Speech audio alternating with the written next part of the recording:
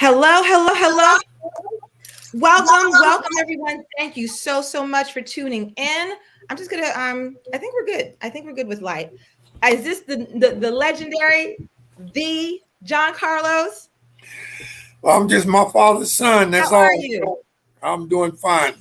Perfect. We can hear you, and I'm gonna log on to Clubhouse right now. So there's gonna be people who can chat on the live chat and within YouTube, and then also on Clubhouse. So Clubhouse is this other app that a lot of people are using for various purposes, including I've used Clubhouse in the past.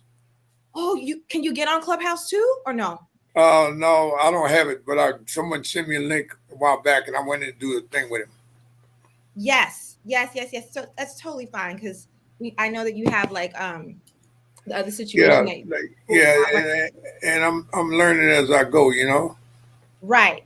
Totally understand. So I'm just going to do a quick orientation for those that are watching on YouTube and also those who are listening on Clubhouse so that we are all clear about who we are and what we're going to do today. So I'm really excited or excited. My name is Kanene Ayo Holder. I'm an activist, educator, and diversity coach and trainer. I have the pleasure of none other than the legendary Fist in the Air 1968 Mexico City Olympic athlete and activist Dr. Don Carlos, here to talk today about the intersection of athleticism, activism, the future of all of that in a post-Kaepernick world, right during the Olympics and literally tomorrow, the Super Bowl. So I know a lot of you have questions. I'm going to pin the link at the top for Clubhouse so that you all can tune in on YouTube because, again, he's not able to be on Clubhouse. So on YouTube, if you all go to the link on YouTube, you all can put your comments in the chat there. And then I think I might be able to open it up so that people can also ask questions, but I want to get through a more structured conversation with John Carlos first, and then open it up for questions here on the Clubhouse, if that sounds fair to everyone. So let me just get started with you, Dr. John Carlos. So we all know you from this poster, right? The fists in the air, right? Some people don't even know who your name. You kind of you symbolize so much of literal Black power. You eclipsed the Olympics. You hijacked the narrative of being an athlete, right? Your legacy lives beyond track and field, right? You are an Olympian, right? But a lot of people don't know that you also have a foundation, that you have been doing this work, you have been lecturing, you have been offering up your time. You got your doctorate, like you are a scholar, right? And that has been the afterlife of your Olympic body, right? You transmuted that athleticism to your mind, right? So I just wanted to let everyone know that. And if you can just speak briefly as to, what have you been up to since 1968, Fists in the Air? First of all, let me tell you, it's an honor to be on the program. Secondly, I'm so humbled, just for that expose that you gave on my life. I'm sitting back saying, who is she talking about? But in any case, repeat that question again so I can be precise. Well, you know what?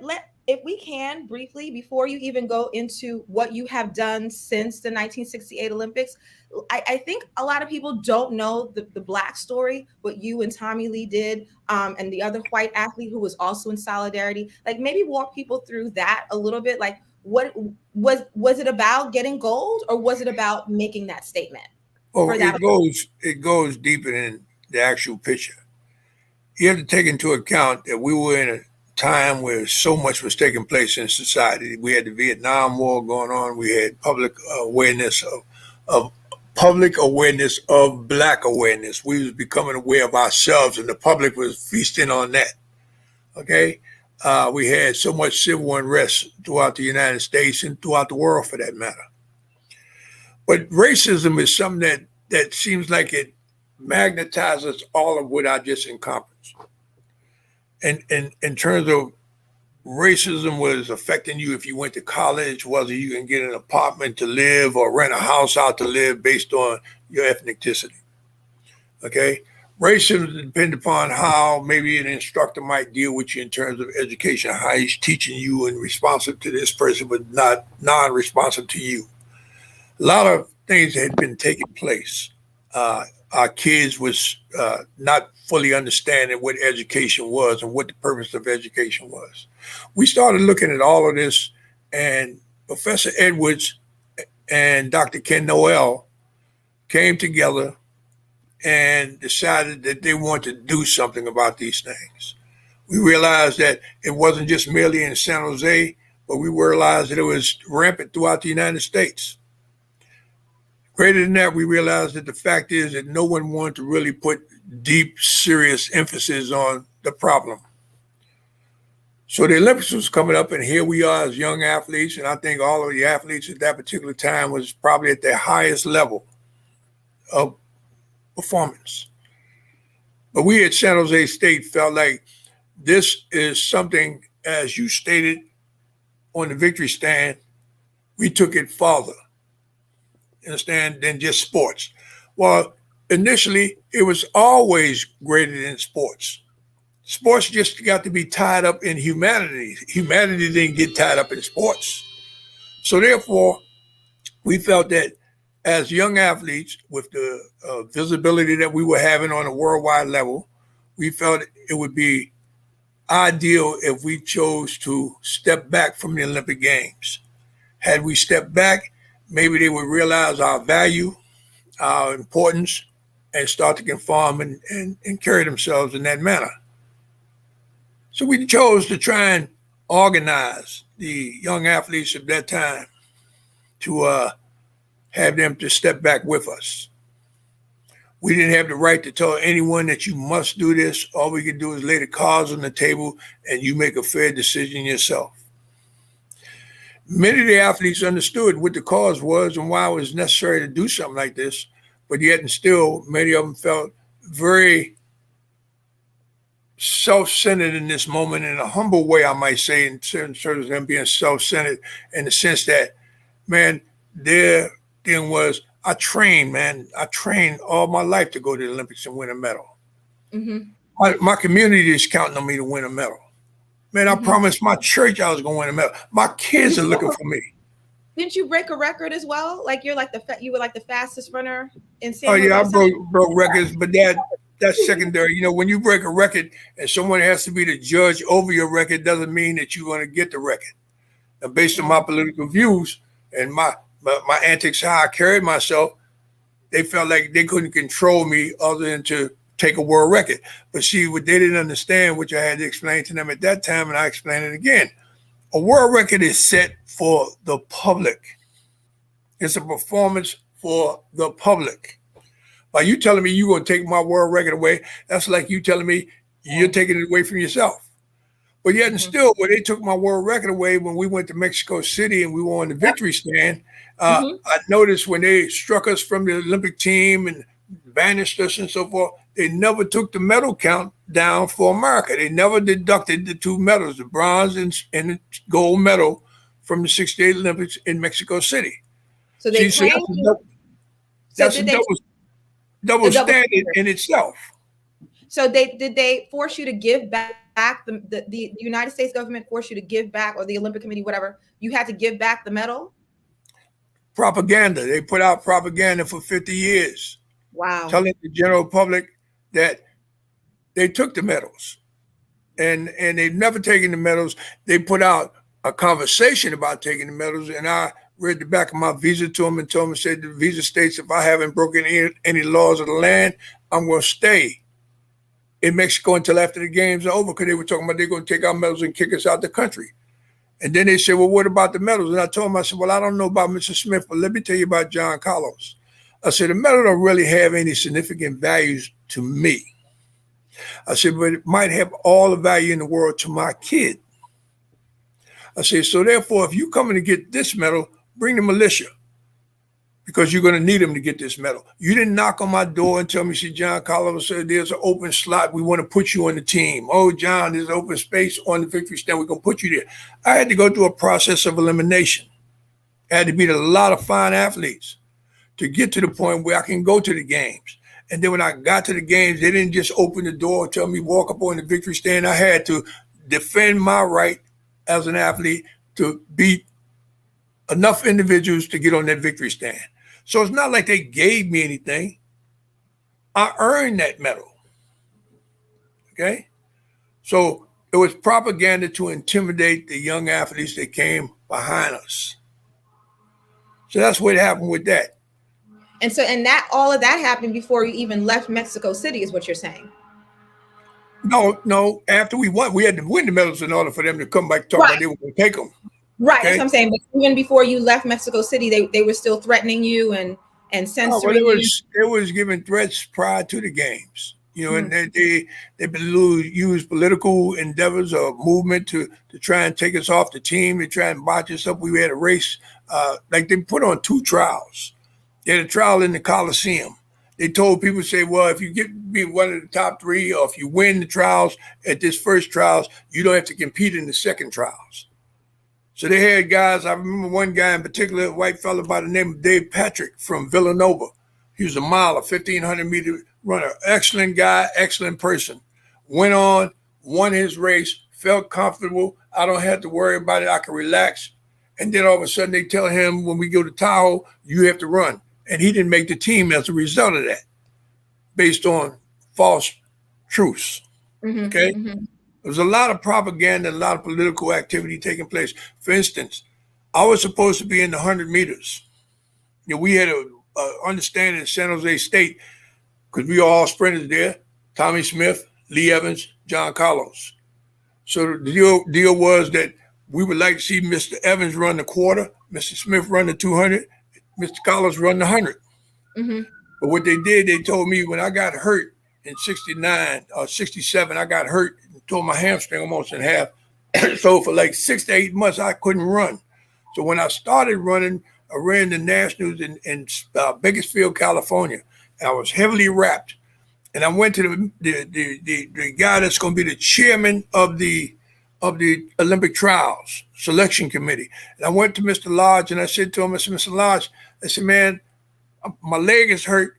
I say, I don't want to run the 100 today. I'll run the 200, but I'd like to get a pass for the 100 for the Olympic trials. And he tells me, he said, well, okay, John, don't worry about that. And then when I get to the trials months later, I'm on top of the world. I'm whipping everybody. Now I go there to check in for the 100, and they tell me, John, you're not on the list. Yep. What do you mean I'm not on the list? Well, I don't see your name here.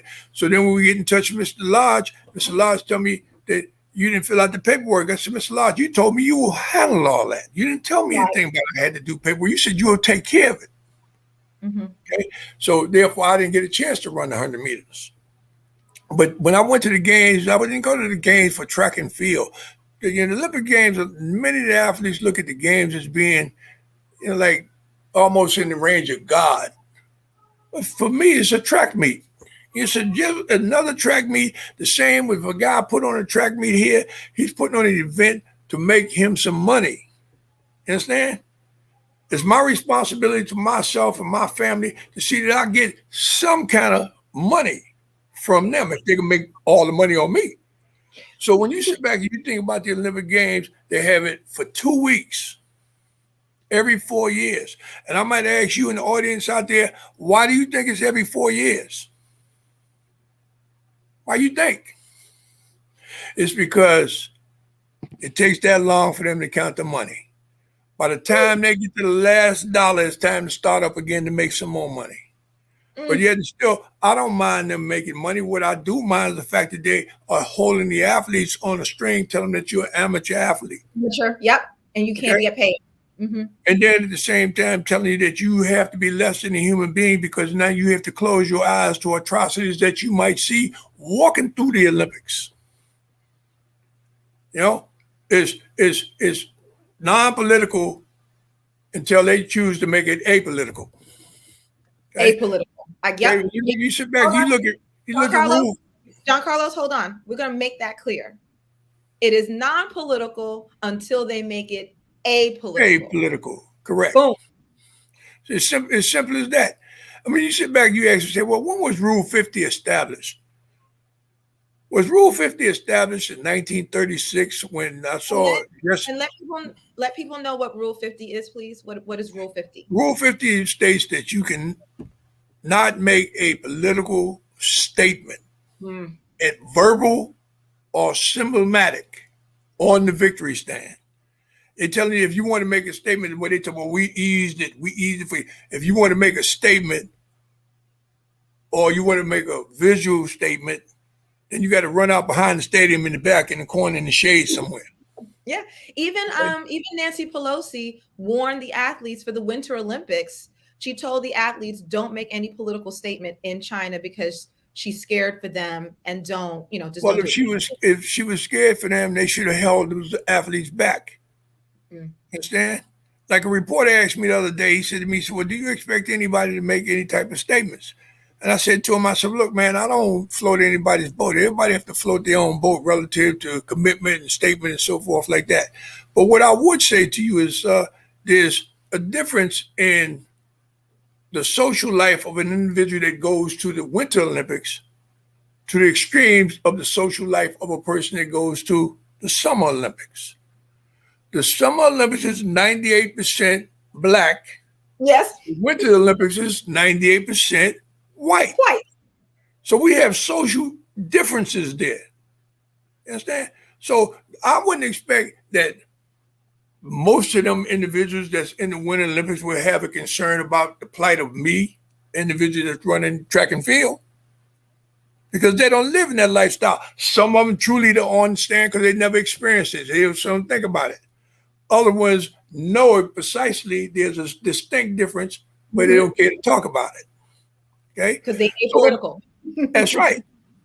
So what I was getting to earlier, I said, when was Rule 50 established? Rule 50 wasn't established in 1936 when Jesse Owens was on the stands receiving his gold medal, and I saw the German guys giving the Heil sign. The Hail Hitler sign. Right. I said, did they establish Rule 50 at that time?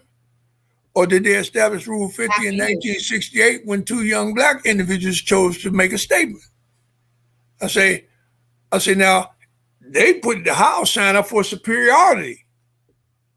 I say, I put my fist up for humanity. But yet and still, you look at the contrast in terms of who was penalized and who wasn't. We're going to stop. We're going to repeat that again. The Hail Hitler sign was put up for white superiority. You put up your Black Power sign for what now? Humanity. For humanity. Right. And who? I put it up for humanity. When you sit back and you think about your history or anybody's history that resembles your history, you think about the cruelty, the pain, the sorrow, the suffering, the death, the anger. And then to tell you that you don't have the right to express it. Right. You don't have a right to feel it. I mean, look what's happening in this country today. White people are telling you right now in this country, we don't like you, we don't want you, and we're going to stop you every way we can. And if we can sneak that damn shackle around your ankles again, we're going to do that too. I'm laughing to keep from crying, but it's true. Give me 1 second, John Carlos, give me 1 second. Reset so everybody who's coming in now, and there's way more people coming in, and thank you all so much. So I am here. I am Black Issues.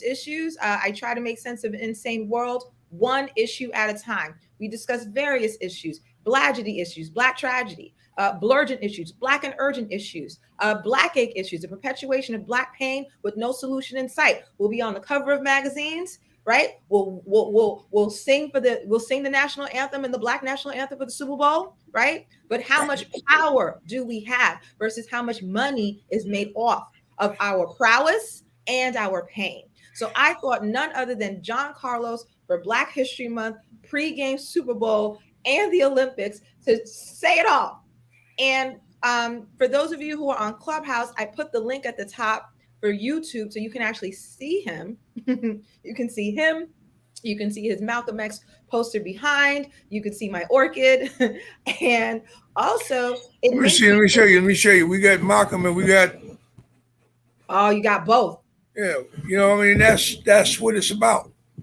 When you sit back, you think about these two individuals. Both of them was, on sector size of the neighborhood, you might say, but both of them was trying to get to the peak of the pyramid. Right. Understand? They was trying to come together and think about all the fire that was in that pyramid that they had to deal with. Right. The Okay? humanity, like you said, right? And I want to ask a quick question, because listening to you, right, made me go black into my childhood. I'll do it super fast.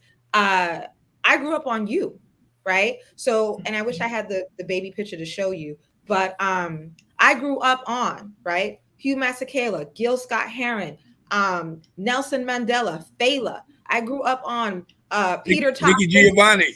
Nikki Giovanni. Right. My father curated a childhood of liberation through the music, through the poetry. Like it was a Renaissance childhood that my father curated, and included you. It included your image, your fist. So to meet you now, and to allow others to get to meet you and learn from you and grow and just appreciate you and your wisdom, and you're still here, is everything, right? But I'm thinking about what you said, and how you were already an activist and an athlete prior to the 1968 Olympics. And it makes me think of this singular narrative of Rosa Parks, that one day she got tired and, refused to get up. No. So what you're saying is, no, this poster is not transfixed of like this one singular moment in time, that you curated that entire event. And I've heard you speak about this to what's his name, David Zarin. I've heard you talk about it. You have your own documentary, right? You have books, and so you've talked about this before, but I don't think a lot of other people know. So I think they really appreciate the fact that you're like, yo, like you built it this way, and you are totally fine with your activism eclipsing your athleticism. Yeah. So you can just continue to speak to your legacy and how you got to protest the Olympics, and then how do you think these athletes are doing now with the Olympics in terms of the silencing, right? All right, we're gonna drop that. We're gonna drop this.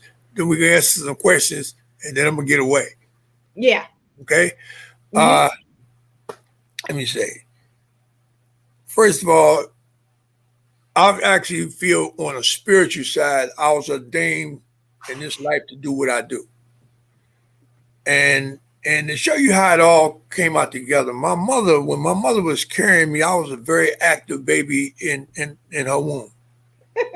I love it. And I would move around so much. When my mother would go to the doctor would have to do a procedure to move me back around in my mother's womb. Wow. Before my mother could say boo, she go back, they got to move me again. Last time, before my mother got home, my mother said I started moving again on the train. And when she got on, she called back to the doctor, and the doctor told her, so, Mrs. Collins, it looks like we better leave this baby alone because it appears it has a mind of its own. And they kept moving me around because they was concerned about me being a breech baby and breaking my limbs coming in. And when I came out, my mom, I was feet first. So that gave you an indication that I'm going to be doing something with these feet. Yep. I got involved in track and field, an unconventional way. New York City police was looking for individuals that were breaking into the freight trains. I just happened to be the lead man in that situation. These two black detectives, they knew my father. They all played poker on the weekends again. When they went to my father and told my father, Earl, there's been some breakers at the freight trains. You need to tell Johnny. My father stopped him and said, no, that's your job. You need to go have a talk with him. And they came to me. When I remember, Mr. Lester was about maybe 5'11", 6 feet. And Mr. Brown was like 6'6", big red bone. And they walked up. He said, John, we'd like to talk to you. And I had 3 of my buddies with me. He told them, sit up against the fence. And they came to me and they said, they walked me actually on the turn, crossed the track into the infield. And they said to me, he said, listen, there's been some break-ins at the freight trains, and we think we know who's doing it. Uh-oh. He said, if I was you, I would change my attitude. He said, We think we know who's doing it. And he pushed his nose up against my nose, just pushes his nose up against my nose, said, they better watch their step. So Mr. Bryan said, go on, Mr. Collins, tell me the other thing. So I said to him, I said, yeah, what's that? And Mr. Lester said, you have a talent. And I said to him, I said, what talent? And he said, you're a runner. And when he said it, no disrespect to him, but I smirked like that. And Mr. Bryan smacked me upside my head.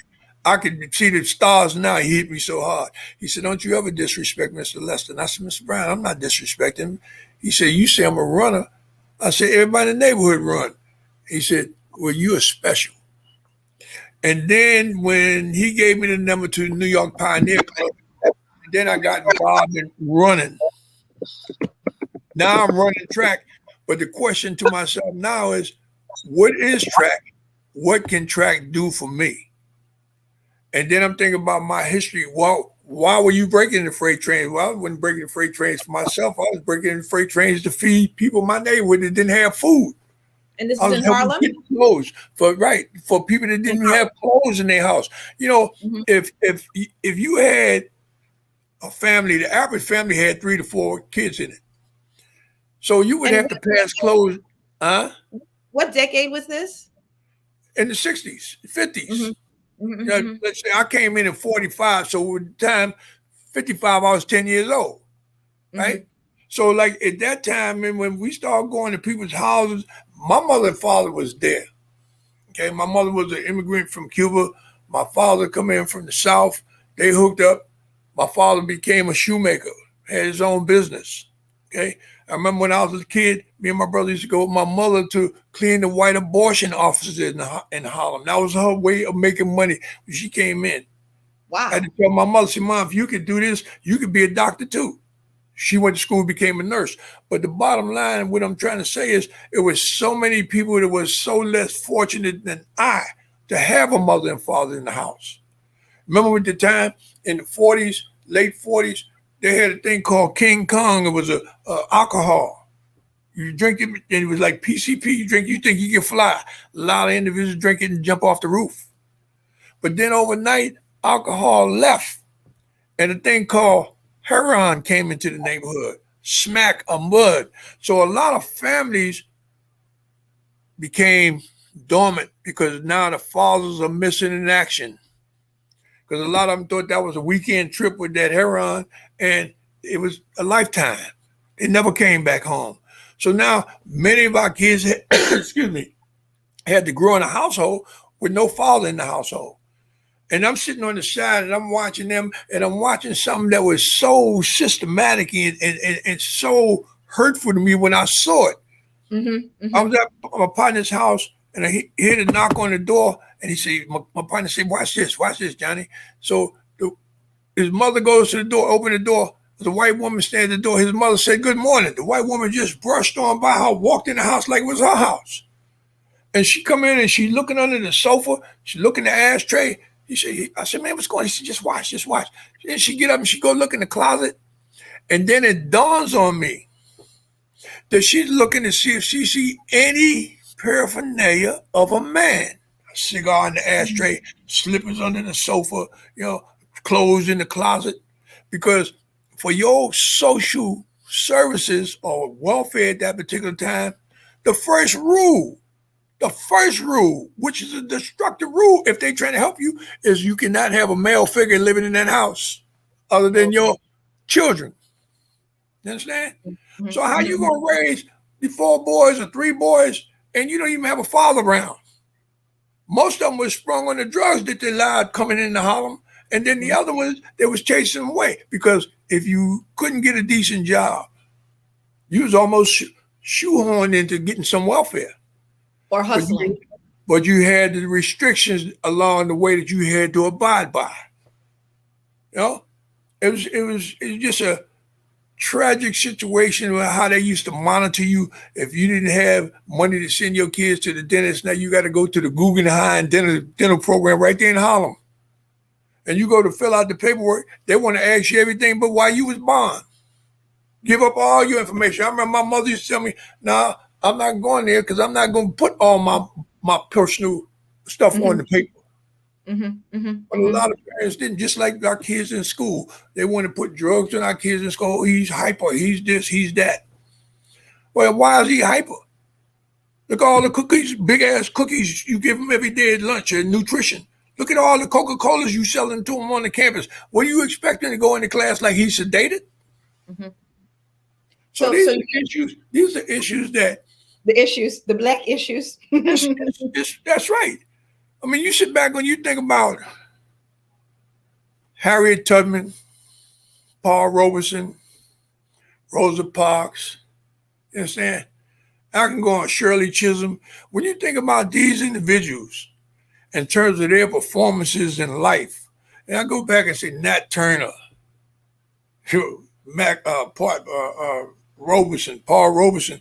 You think about these Kurt Flood, Muhammad Ali, Jack Johnson. When you think about these individuals, think about why they are who they are in terms of image, legacy, because they had depth.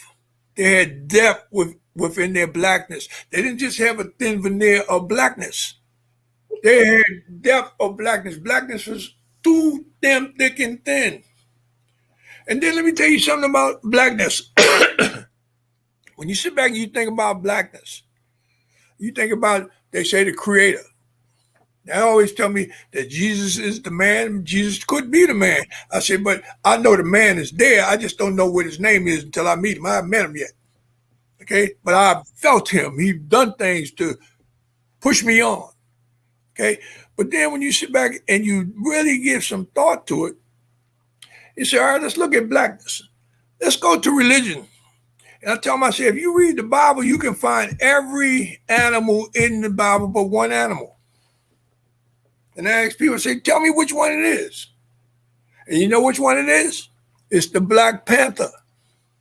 They never mention that cat in the Bible. But then you go back, let's look at it again. Blackness, they tell you that black is a negative. The only time it's a negative is when they think that it's going to be a dark day. Oh, it's a black day. That's the way they treat us. That's the way in their conversation. Black or dark is a negative in their sense. That's the shit that they feed us and have us even saying it to ourselves. But when you sit back and think about it, why is it that in the United States, when they use the court system, the judicial system, when you walk in, why is it that you see black before you see the judge, whether it's a man, a woman, white, black, or what have you? Why is it that you see that black robe on first? Right. That's the first thing when you walk in the court. You see the judge in that black robe. Okay? So in that sense, that black robe shows power, it shows wisdom, and it shows authority. Okay? They want you to grasp that right away. Let's turn the page on that. Let's say when we are dealing in economics, and they come on, they say, well, when we're losing money, we're in the red. But when we're making money on the positive side, we're in the black. We're not in the green. We're in the black. Okay? Let's flip the page one more time. There's two symbols in America. What's the two symbols? The bald eagle. Okay. And the American flag. All right. That's right. Well, what is the bald eagle? A black bald bird? Eagle is the biggest and the blackest bird in the sky. The strongest, the most feared, the most eloquent bird in the sky. He just happened to have a white head. But his body is 95% black. Yes. Okay? So it's a positive again. And but it's we huge. don't see these things. They see what they're doing to us. They paint that picture about everything on the negative side is a black cake. Like Muhammad Ali tried and expressed years ago to tell you, say, yeah, well, why is it like the white cake is the angel cake and the black cake is the devil cake? Devil's food cake. Mm-hmm. So what I'm saying is we as black people have to get a lot better understanding as to who we are as a people. And value. We don't have We don't have depth. We have never really delved into us. Let me give you an expression. What I'm saying, or an example. You remember the symbols that they had, the pictures that we have for Black history? And you see, when I say the atrocities that was being applied to us, you see a group of people in the corner. They peep around the corner, and the firemen is standing back, white firemen is standing back with the water hose on them, right? Yes. Or you might see a picture where they knocked a black woman down. You see that in video sometimes. They knocked her down and grabbed her by her hair and was dragging her down the street. And the thing that used to appall me more than anything is to be a black man standing there watching him do it, and he ain't made a move. Okay? But then I sit back and I say, wow, it was another one where they had the brother and the dog going against his groin. I mean, he was pulling back and the cop had the dog after him. Oh, yeah, yeah. Okay, let's take an X and put the X through those pictures there. That's the pictures that they want us to have in our mind of the atrocities that they did to us. The blagedy. Yeah, so let's put the X through that. And let's say where we saw that group of people that were standing on the corner with the water hose being on them. I say, imagine that group of people having a family, and they get a family a week, and they go to a picnic, and they take the kids, 2 kids, excuse me, and they hang them, let the mother and father watch. And then they take the mother and hang the mother. And then they go get the father. And then after they hang the father, then they want to take souvenirs like cut his penis off or cut his pinky off or his nose. Okay? Yeah. That's in the place of those individuals that was on that corner with the water hose. That's the real picture of atrocity that they put on us. Then you go back and you say, okay, let's do the one where they knocked a woman down and was dragging her down the street. I say, let's look at the real picture of them taking a black woman and putting her on a pole and then taking a rod iron and sticking it from her vagina until it come out her mouth. Understand? Yep. When you see these images, then it begins to give you depth in terms of who you are and have a better understanding as to why you fighting for change. Why we need to be blurgent, why we literally need to be black and urgent. And I know that we talked about the Super Bowl, right? And Kaepernick, right? And there's no George Floyd Justice and Policing Act. There's no John Lewis Voting Rights Act, right? So with that backdrop that you've given us, that a lot of people out of sight, out of mind, right? They're distracted by, phones and new TVs. They're distracted by the sports. They're distracted by celebrity and fashion. They're not focused. No, wait a second. They're not distracted by that. They're not distracted by that. What they're distracted by is the fact that they were trained to read the headlines. And when it's not in the headlines, after 3 days, they forgot it. Right. Okay. But the minute they put in the headlines again, it's back on like they never forgot it. But 2 days later again, they take it out, forgotten.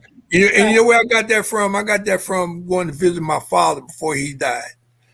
He's in the hospital, and I looked at him and I said, Pop, what's going on? Why are you in here crying? He said, son, I'm crying because I'm excited because I did a lot of things in my life, and here you 23 years old and you didn't surpass me. I said, well, Daddy, that's a good thing. Why are you crying?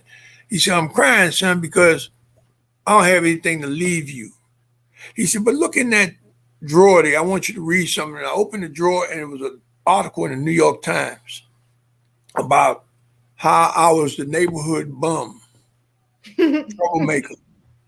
And he asked me, he said, why'd you do all those bad things? And when he said it, it hurt me. And I said to him, well, let me read it. And I read it. And I said, Daddy, do you know H. Rap Brown? No. Do you know Stokely Carmichael? No. You know Professor Edwards? No. You know Tommy Smith? No. I said, do you know John Carlos? Oh, come on, you my baby boy. I said, no, Daddy. Do you know me? I said, because the same thing that you read about those people, you read about me. Ain't nobody on the planet know me better than you. Is that me? And my father started crying, and while I'm hugging him in my arms, I'm saying, damn, if my father can read the headlines and let them sway his mind, imagine what's happening to the people, just the regular people in the street. Okay? That's a good one. So that's the game that they play on us. You know, we put the headlines in there. You're going to believe it because we said it. I used to use the metaphor where somebody said, John Carlos, did you walk the water? I said, what are you talking about? Did I walk the water? Oh, man, I just read the New York Times. New York Times said you read the water. You walked the water. Man, I didn't walk no water. You lying. Hold on. He called his brother in California. Hey, man, what the LA Times say? Say John Collins walked the water. Yeah. Man, you lying. You walked the water. I said, man, now I'm the subject matter, and I'm telling you I didn't do it, but you're going to rule what the paper said opposed to what truth is. Damn. Well, I'm going to do this. I think there's quite a few people that want to do questions. I don't know how much more time you have, but I want to get from you before I open it up to the audience. What is your, people are already requesting to come up. That's hilarious. Give me 1 second. So again, this is Black Issues, where I try to make sense of an insane world, one Black issue at a time. Hopefully you all have had your 400-page notepad for the 400 years of Black issues and can be taking copious notes, because we have the legend, the BLICON, Dr. John Carlos, demystifying a phenomenon that too often is true, which is we're in a haze. We're in la la land. We are not, as he said, so deeply committed in and out of our Blackness to really be non-negotiable, to really truly seek and gain and savor, right, the freedom and the justice that we seek, right? So we just go from poster to song, and we're like, yeah, Black power, yeah, freedom, and we don't actually seek it, right? John Carlos is a poster that y'all have, or a GIF, but he's a man. He's right here, and we're going to listen to him talk about the Super Bowl. So what are your thoughts on Flores, right? The coach in Florida, he was denied. He actually interviewed, I think it was with the Giants, and the what is the Rooney Rule, and he's exposing the whole thing, and Roger Goodell is like, oh, maybe we have a problem. Like, what should Black people get? Because you said the same thing, right? Like, you were contemplating before the 1968 Olympics, do we run or do we boycott, right? So I think how many years later, we're still at the starting block. Do we run or do we boycott? And that goes for the Olympics, for the Super Bowl. Like, what are we doing? Do we run or do we boycott? We have to let's get some clarity on this. I remember when Mr. Kaepernick took a knee. A lot of dissension about him taking the knee, like he didn't have a right to get on the knee. They didn't stop him if you get on the knee to pray. But if you get on the knee to pray for survival, then it's an issue. So when you sit back and you think about what happened in the NFL, as a result of Mr. Kaepernick taking the knee, I think I recall the NFL said they was going to kick $286 million. $286 million to enhance urban programs, Black and brown programs. Now I want to know, I don't know how many days the NFL has been in existence. So I like to say they had 386 years to get ready to present some cash. But now we're going to sprinkle money. Okay? And I haven't seen any real change. So it was like a facade. We sprinkle some money over here. Everybody will flock to the money, keep them distracted with this, and business as usual. Because once you get the money, we settle, we suffice, let's keep on. Okay? So when you sit back, you think about the fact that the brother got to the point where he said this needs to be exposed. Exposing is one thing, but having people to come to his aid that not merely say, man, I think it was going on, or I thought it was going on. I'm talking about people coming to his aid that was there to know it was going on, that was involved in it going on. Okay? This is something that needs to be dealt with on a serious note. And you sit back, you think about it, 98% of us that's playing professional football out there, making a tremendous amount of money for people. These individuals are under contract already. And I've heard other people make statements, well, maybe they should apply a boycott to NFL. We would hate to have to go do boycott to anyone. But it might come to that state if they keep vacillating back and forth about really trying to fix the problem. You understand? It's simple as that. This individual got to the point where he said, as I said years ago, and that statement is enough is enough. And what are your thoughts on LeBron? Because I remember that day after George Floyd, that ESPN and all the commentators, it sounded like a Black Panther meeting because it was live TV, and they literally were thinking about the permutations of all the players striking. And Jalen Rose, I will never forget this. He said that if the NBA strikes, it's not like any other strike because the players are the commodity. He was like, any other job, you can get a replacement. You can't replace LeBron. I saw this on live TV, and LeBron called the strike, and Obama called LeBron and told him to knock it off. And that strike lasted what, a day and a half? Mm-hmm. You remember? Mm-hmm. Obama. Mm-hmm. Obama said, shut, like. Yeah, well, the question is whose team was Barack on? Whose team was he on? But let me just say that it's relative to the NBA coming together. There are learning points there. This is Mr. Floyd shouldn't have had to die for the NBA to wake up. Mm-hmm. They had telltale signs that they need to wake up when the owner called Magic Johnson all those filthy names. Mm-hmm. Okay, mm-hmm. And then when you sit back, you look at it. It's all about money, and I'm gonna break it down as soon as I get done and tell you about money. When the NBA owner made the statements, and the ownership got together with the commission, they said, "You got to sell the team." And he said, "What are you talking about? Sell the team? I'm not going to sell the team." Now this is my theory, okay? Mm-hmm. I read nowhere. This is just my theory. Mm-hmm. So the NBA owners got together and they said to him, "I said, man, you got to sell the team. And sell the team for what? Oh man, you have to sell the team based on what you said." And he said, "What are you talking about? What I said? What I said? All of us say." He said to him, I said, "Yeah, with one exception, one difference." They said, "What's that?" I said, "Man, there's two sides to the door. There's the public side and the private side. We've always said in the private side, you've gone public. You're going to have to sell the team." And he said to him, "Sell the team." "I'm not going to sell my team." He said, "Yeah, you're going to sell the team." And they explained to him, say, "Have you ever seen a bag when it gets so wet, it falls out from the bottom?" I say, if you don't sell this team and get out of here, the NBA is going to fall to the bottom of the bag. See, because when these kids come together and pull a forward strike, we ain't going to have no NBA.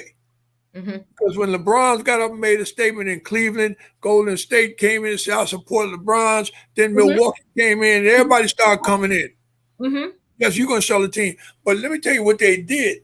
The team was worth maybe $500 million. My understanding is they gave something like $2.3 billion for the team. Make him happy. It's only money. Now, as I said, I was going to explain about the money. I like to use Black Lives Matter as an example. Black Lives Matter came along as a result of Mr. John Carlos. So just 1 second. So after this, I am going to have, for as long as we still have John Carlos, I will open up the audience so that people can come up and ask questions about the Super Bowl, about the NFL, and things like that. So, and we're Black. So Black Lives Matter, the money. Yeah, so I'm saying, Black Lives Matter came about as a result of Mr. Floyd's demise and Breonna Taylor and the rest. When you sit back and think about what happened with Black Lives Matter, I told him, I said, man, they're going to shoot money to him. And what they did, they shot $100 million to him. And I said to him, I said, man, that $100 million that was shot to him, oh, man, that's a lot of money. I said, but they shot that money to him to implode them from within.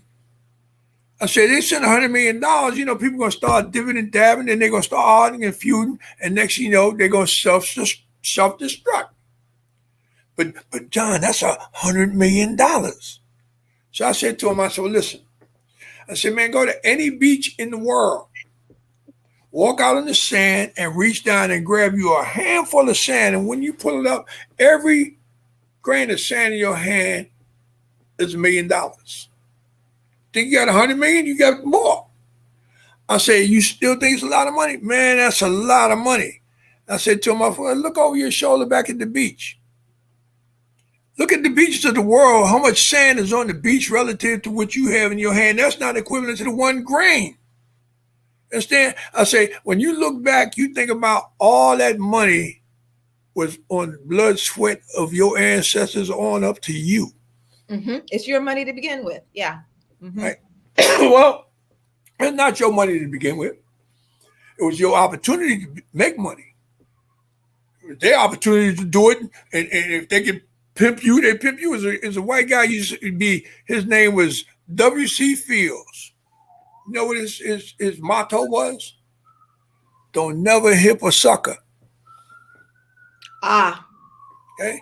And that's their motto. Hey, man, we ain't going to pull their coat. We pimping them, we going to pimp them. If we can pull this off on black people forever, we going to pull it off forever. If they ain't got sense enough to come out the rain, that's on them. That's why I said we got to have more depth. More depth in terms of our blackness and our commitment. And absolutely. I mean, if you don't have it, what do you leave for your kids to see?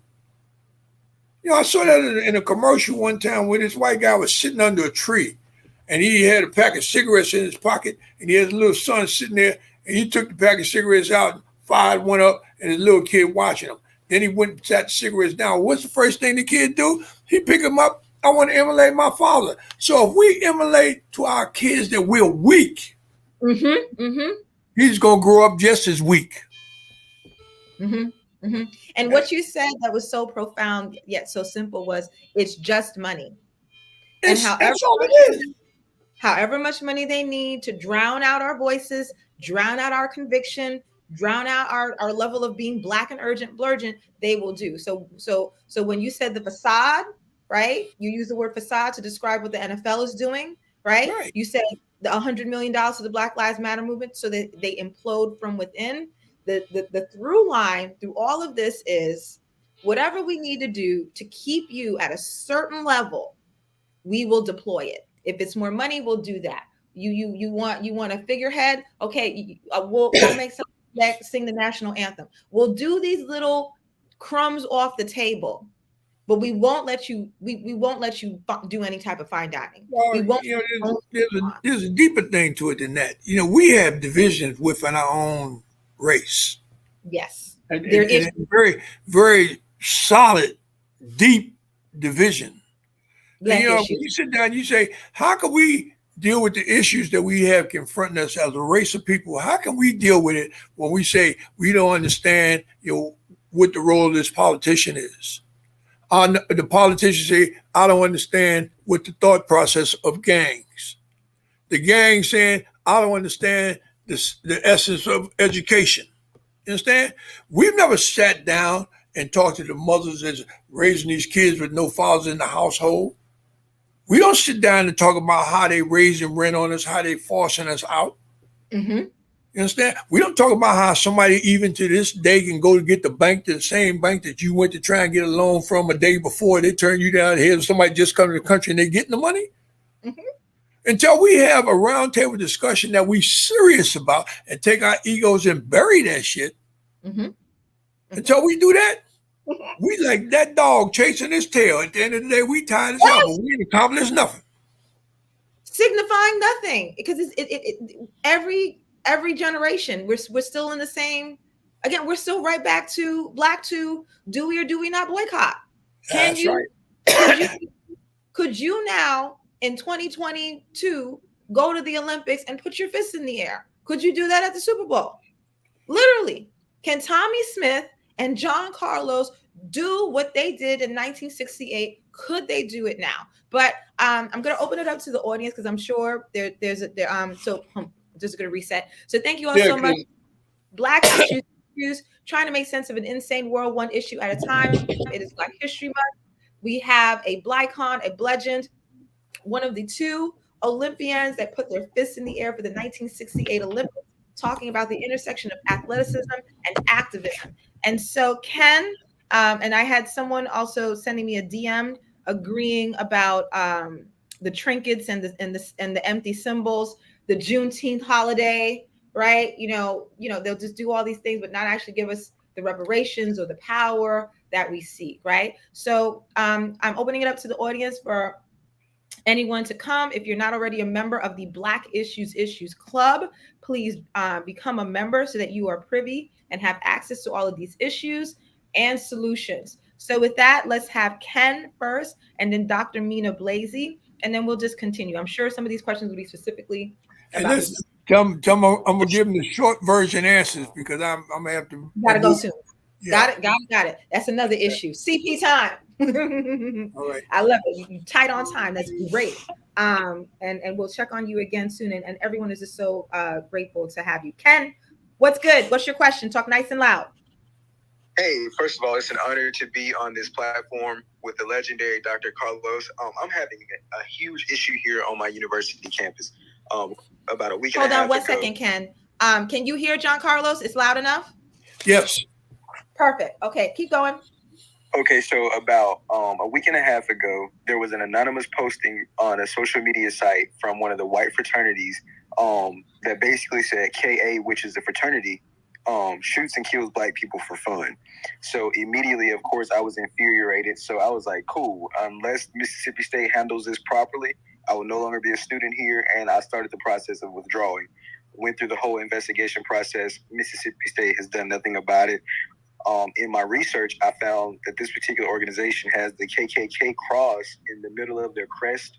And on top of that, one of the founders was actually a Confederate general who's memorialized on this campus, which is what my profile picture, because I've been going back and forth with the president. He's gaslighting, ignoring, but my profile picture even did want me educated, but I still graduated in 2022. So what's before him? Okay, I got it. Because retention rates and the diversity amongst African Americans are really bragged upon. So you can brag about the retention rates and then disrespect. Okay, and your phone is breaking up a little bit. Ken? Okay, can you hear me? Yeah, we can hear you now. Let's get to the question because we got to keep it moving. I'm sorry, man. I don't mean to rush you, but yeah. So what would you proceed situation? So how should he proceed, John Carlos? Well, first of all, you got to bring attention to what's going on the campus and see how many people are distraught about it. And when I say that, you want to try and find out how many Black people are concerned about it. You know, you might find that there's more white people concerned about it than your own people. But you have to find out in any case who's concerned about it and ready to do something. And at the same time, this is something that can be in-house. It has to be public knowledge. You got to put it out there as much as you can on the internet. You got to put it and create some discussion. You said this is the University of Mississippi? Mississippi State University. Yeah, Mississippi State University. Well, you know the whole state of Mississippi. You know, do they have a King holiday down there? I said, do they have a King holiday in Mississippi? They do. All right, but let me tell you something. I think it's in conjunction with some other people's holiday too, right? Right. Do you know the other people? I'm sorry, say again? Do you know the other people that the holiday is in conjunction with? Oh, no, it's solely for Dr. King. No, that's not true. Not in Mississippi. That's not true. In Mississippi, man, who was the president of the Confederate Army? General Robert E. Lee.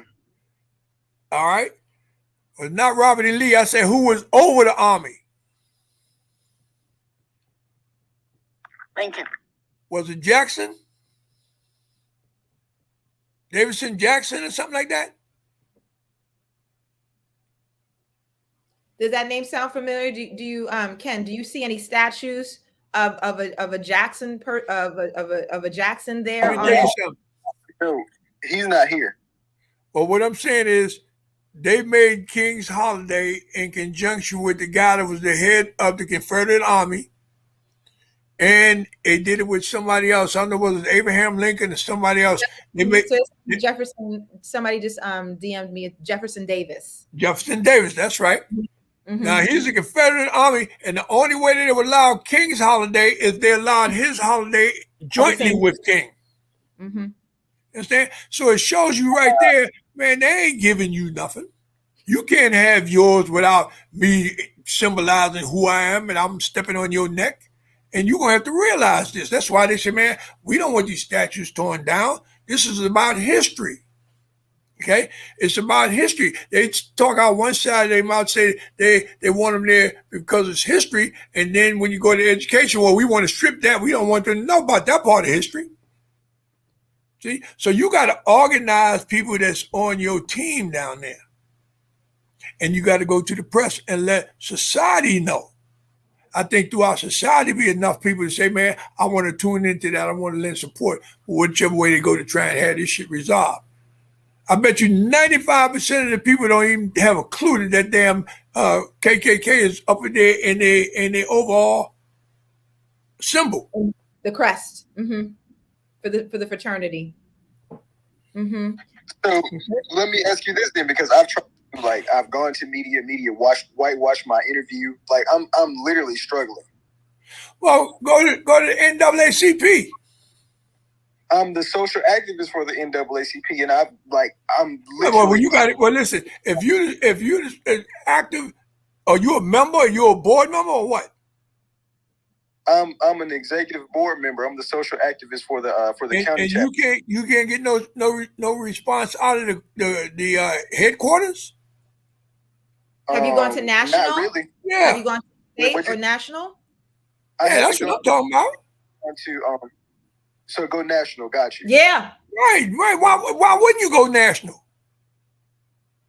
Because I've been having so many issues. So the issues that I've been having with the NAACP have resorted to me just relinquishing my position, because I'm like, y'all are trying to be political.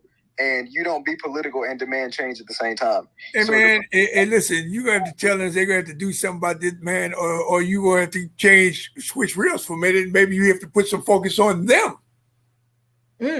Got you.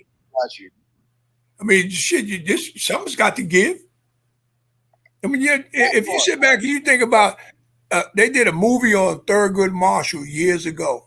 Let's say in the last 10 years. It was an excellent movie. And I was talking to Thurgood's son, and I said to him, Thurgood, man, this is an excellent movie, man. How come they never put this out there?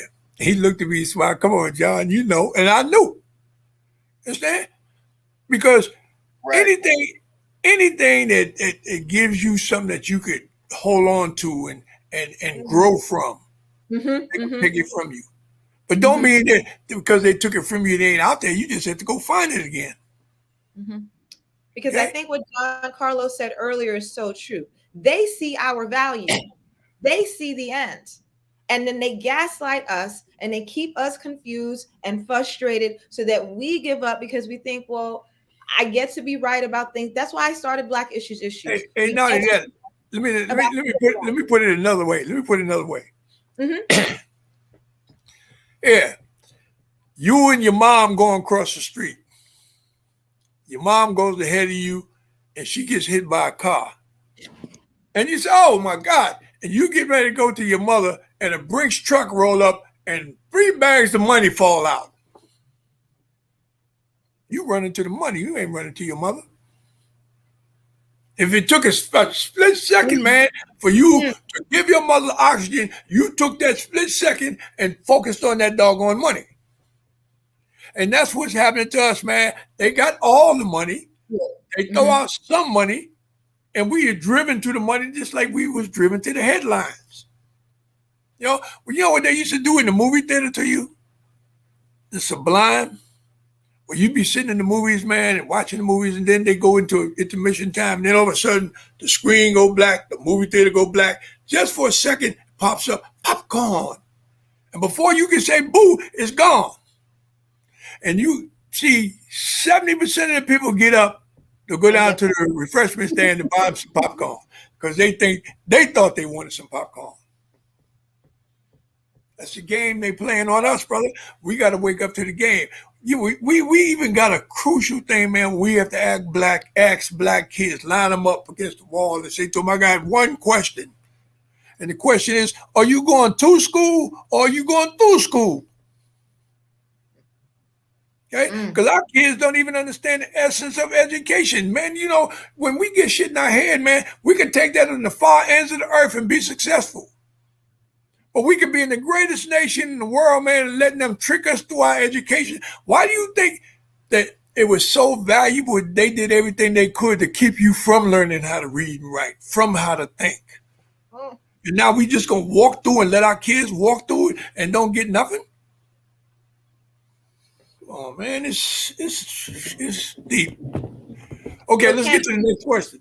Yeah, so Ken, so we'll and Ken and I already connected, and I'm when John Carlos unfortunately does need to leave us, I'll keep the room open for a while, so we can hash out more about Ken's strategy, Black issues and solutions. Dr. Mina Blasey, also amazing educator. John Carlos out in California. She's also an author, a mother, and an activist and a scholar. So really, really excited to have you, Dr. Mina Blasey. What is your question to Dr. John Carlos? So I'm glad you brought up education. And yes, I'm Dr. Mina Blasey, and I want to give it a little bit of scope, meaning. And hold on, John, you can hear John Carlos? Thumbs up? Yes, I hear loud and clear. Oh, okay, yes, thank you. So just some background. So when we desegregated, which actually even Black America thought it was this greatest thing ever, it was probably one of the worst things because we didn't integrate, we desegregated and we removed the Black teachers. And I remember that's just so we took a Black child, put them in a white school, and we whitewashed the child. So now you got to choose what you gave to that student, and now we have more Black children in special education than not. And compared to other races. So what I wanted to mention was that there is nothing like, well, first of all, in the 1970s when I went to school, we actually learned about you in school. I had Black teachers. In elementary school. So I had access, but now what's happening is that most of our children and even parents believe that it is better to go to the school where they see these grandiose test scores, but they don't look at the test scores for their Black children. So we have taken a system and said, oh, go here, move here, because your children will do better, but that's not true. So what are your thoughts behind, first of all, desegregation and not integration? We got rid of Black teachers, and now we can't even get them into schools to teach. And the people that take over are giving us bad information. And I'll even add, now that we are mandated in the state of California to add ethnic studies, we have people coming in trying to fight us on that. So, I'm finished. Well, anytime you want to learn about yourself, they're gonna come from all corners to try and stop you finding out who you are. That's why I told Michael Jackson years ago, do that song, Man in the Mirror, because most of us don't know who we are. And in sense, the fact that you don't have a clue as to who you are, how do you know how to defend your kid? When the school call you up and tell you your kid did X, Y, Z, now, if you know anything about your kid, you know whether they did that or not. If the kid was wrong, because you know your kid. See? But most of our parents don't have time for that. I remember when you was going to school, maybe a little before you, they didn't send the report card home by the kid. Understand? They did send it home by the kid. Okay? Mm-hmm. You knew just about when that report card was due. But now they put it in the mail. Mm-hmm. All the kids got to do is get to the mail before you, and you going so fast, you ain't stopped to say, well, damn, where's the report card? Understand? So it's a game going on. When you sit back and you say about how a lot of our kids are going into special ed classes. Well, you know how they go into special ed classes? I mentioned that earlier. When you go out there, it's 2 times a day when they had the most discipline problems in the schools. And that's right after nutrition and right after lunch. Mm-hmm. Why? Mm-hmm. Because they give them so much sugar. They give them big sugar cookies for $1. They give them a big Coke for $1, big canister of Coke for $1. And you think with all that sugar, a kid can go back there and sit still?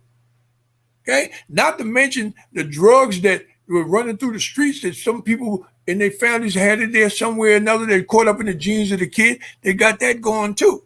Mm-hmm. But then the fact that the parent don't know who they are, they go there and say, your kid's a problem. We need you to sign this piece of paper so we can give him some drugs to slow him down. Okay? And then when it's all said and done, they just picking and choosing about who gonna get kicked out and who gonna stay. Understand? They'll take a white kid for the same incident and give him a pat on the wrist so you can go to Saturday school and I'll go and do it and they will give me 5 days suspension and hold it over my head. If I get another 5 day suspension, I'm going up for expulsion. Mm-hmm. But see, you can't do it by yourself. It's about education, what we're talking about. And it's about educating those parents. And making those parents sit down and let them know, hey, you have a responsibility. I didn't ask you to bring this kid into the world. You brought him in the world. But if you want him to have the best possible chance, you got to have a little more faith in your kid to step up and defend his right at school. And then at the same time, try and give your little kid a little love and discipline as well. Because I've seen black kids get up in front of white administrators and putting their mother and father down like they're the kids. Mm. All this needs to be dealt with. And like I said, only way these things can be dealt with is when we have roundtable discussions on a serious note about these. When we ain't out there at the Black Caucus, everybody's style and look like it's a show, a fashion show. I'm talking about some true grit to get down and say, hey, let's roll our sleeves up, let's bury our egos, and let's try and solve these equations because ain't nobody else solving us. But they say based on the mayhem, they making money off of us. Don't you think it's ironic right now that all the basketball players now are just going at each other? They just at each other's throat about how the game went. They creating dissension and we buying into it and they selling books off us. TV time off us. When it's all said and done, what are we coming out with? And I tell most of these guys, I said, look, man, I say, it's great that you're a superstar. But how much money do you take for you to really be a man? Okay? If you're a man, step up to the plate and be a man, man. You made more money than most people of your complexion will make in 2 lifetimes. You understand? You wasn't expected to make $20. Now you got $20 million. Well, can't you stand on your own feet with $20 million that you still got to be sucking to try and get more? Well, I hear, dudes like Charles Barkley get up and talk about, yeah, I blew $20 million in the casino. Well, Charles, you could have helped so many kids get a laptop or a backpack or some pencils and papers or something to help them, but you're going to brag that you gave $20 million to the casino? See, our priorities are a little screwed up, and then people talk about, well, man, that's his money. Yeah, it's his money. But if he want to do stupid shit, keep that under his hat. Don't be putting it out to the kids, letting the kids know, yeah, make money to give money back. They ain't giving it back to you. They're giving it back to the casino. I ain't seen no casino go up into Harlem and do nothing for Harlem. Mm-hmm. I ain't seen the casino go over and do nothing for South Central LA. I ain't seen no casino go in the South Side of Chicago and do nothing.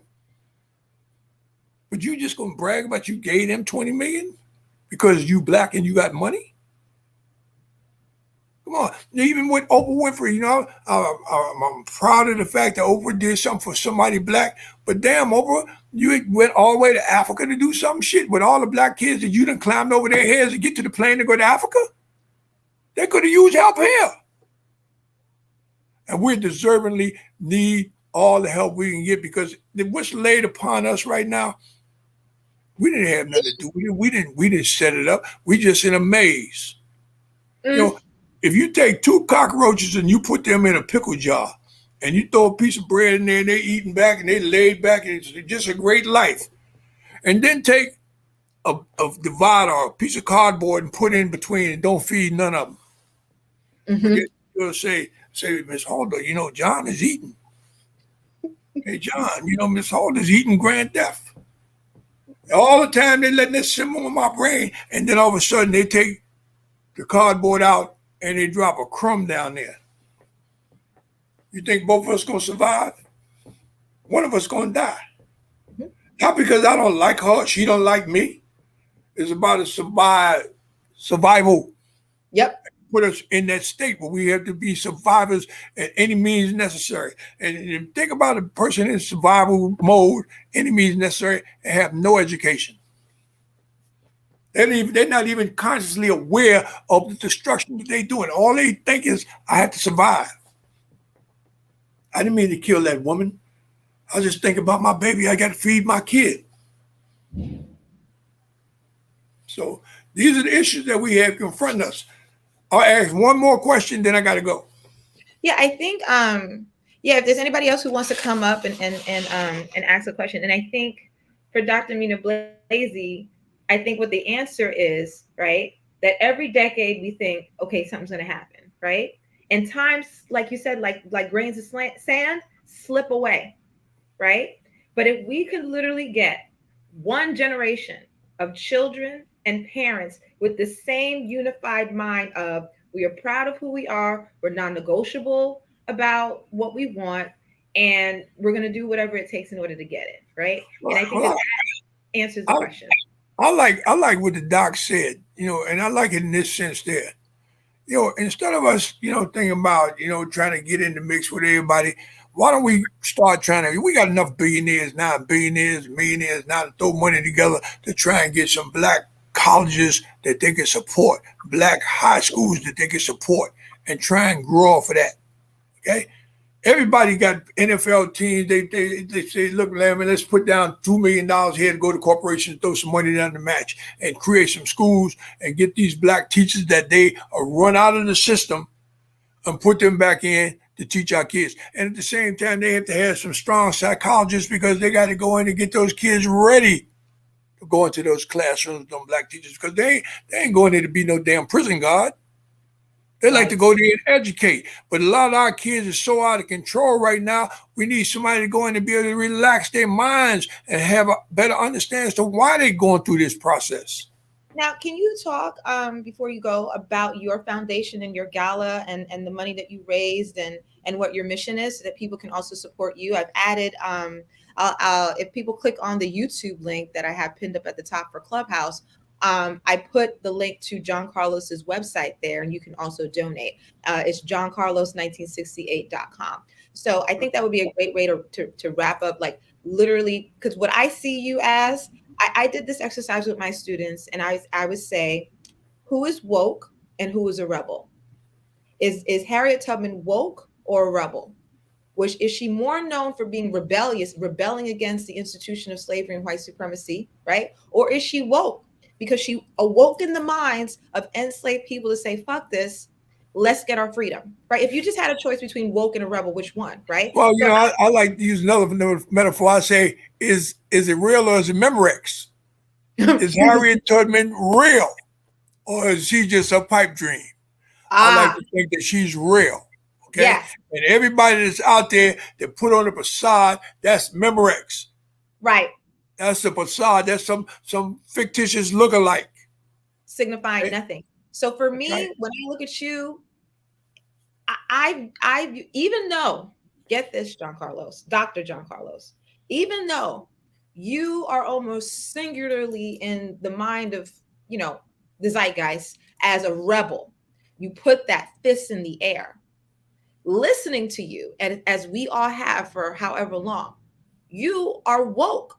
Your purpose is to awaken people's minds. What you don't know, and you're trying to tell people, wake up. That's you, Dr. John Carlos. That's your lane. That's your leg of this relay race. That's right. And so we are now passing the baton to everyone watching on YouTube, everyone listening in this Clubhouse room, right? What else can be done? So what else are you doing other than awakening the minds is my question, right? So you have your foundation. Let us know about that and how we can support. Yeah, we started the John Carlos Foundation primarily for two things. We want to help kids become aware of education and learn to appreciate education. But then again, I felt that we had another issue that was equivalent to the educational factor, is that we have so many homeless people.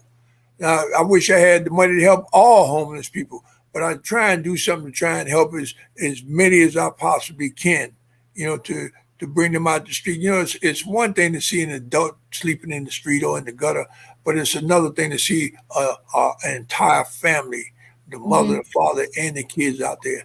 And I don't care what color they are. If you see it, if you have any humanity in you, you will do whatever is necessary to try and help these individuals.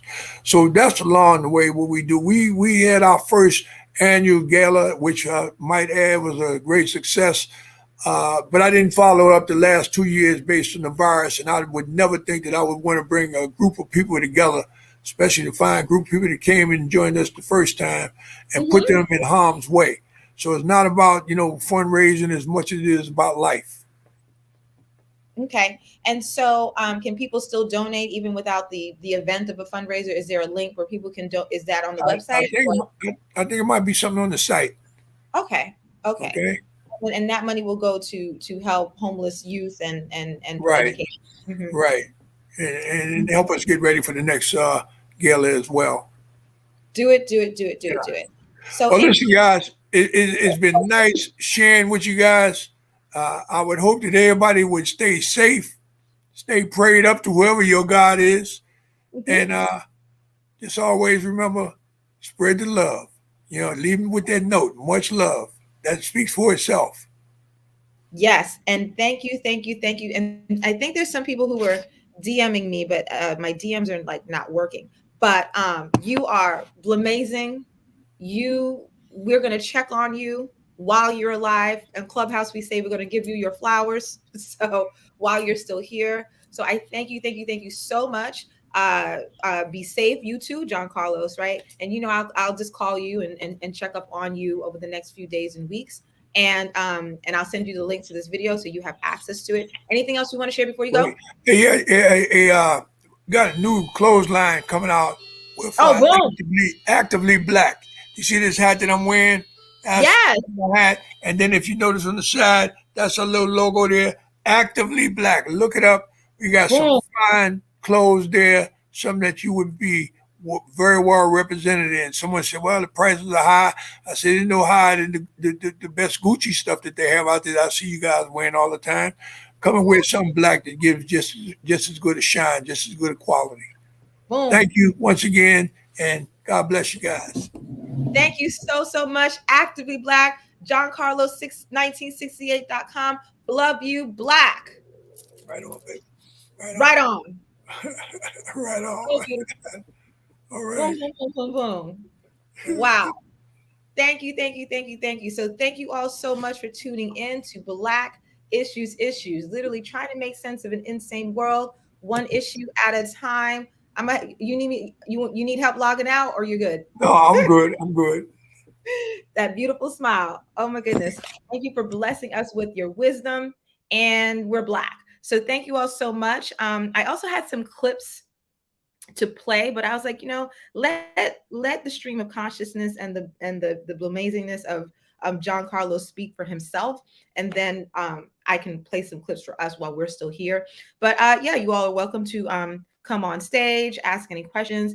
I saw that while this was happening, again, like if some of you who have my actual cell phone number can text me instead of DMs on Clubhouse, that is better, because I see them come in, but then they don't show up. And I'm like, okay. So thank you. But yeah, I don't know if you all have seen this, but there's like breaking news that a shooting happened in LA near the Super Bowl. So so that's also going on. So Dr. Mina Blasey just sent me something great. But yeah, any of you are able to come on stage. This is Black Issues. If you're not already a member of the club and subscribing to Black Issues on YouTube, I love you, Black, and appreciate if you do.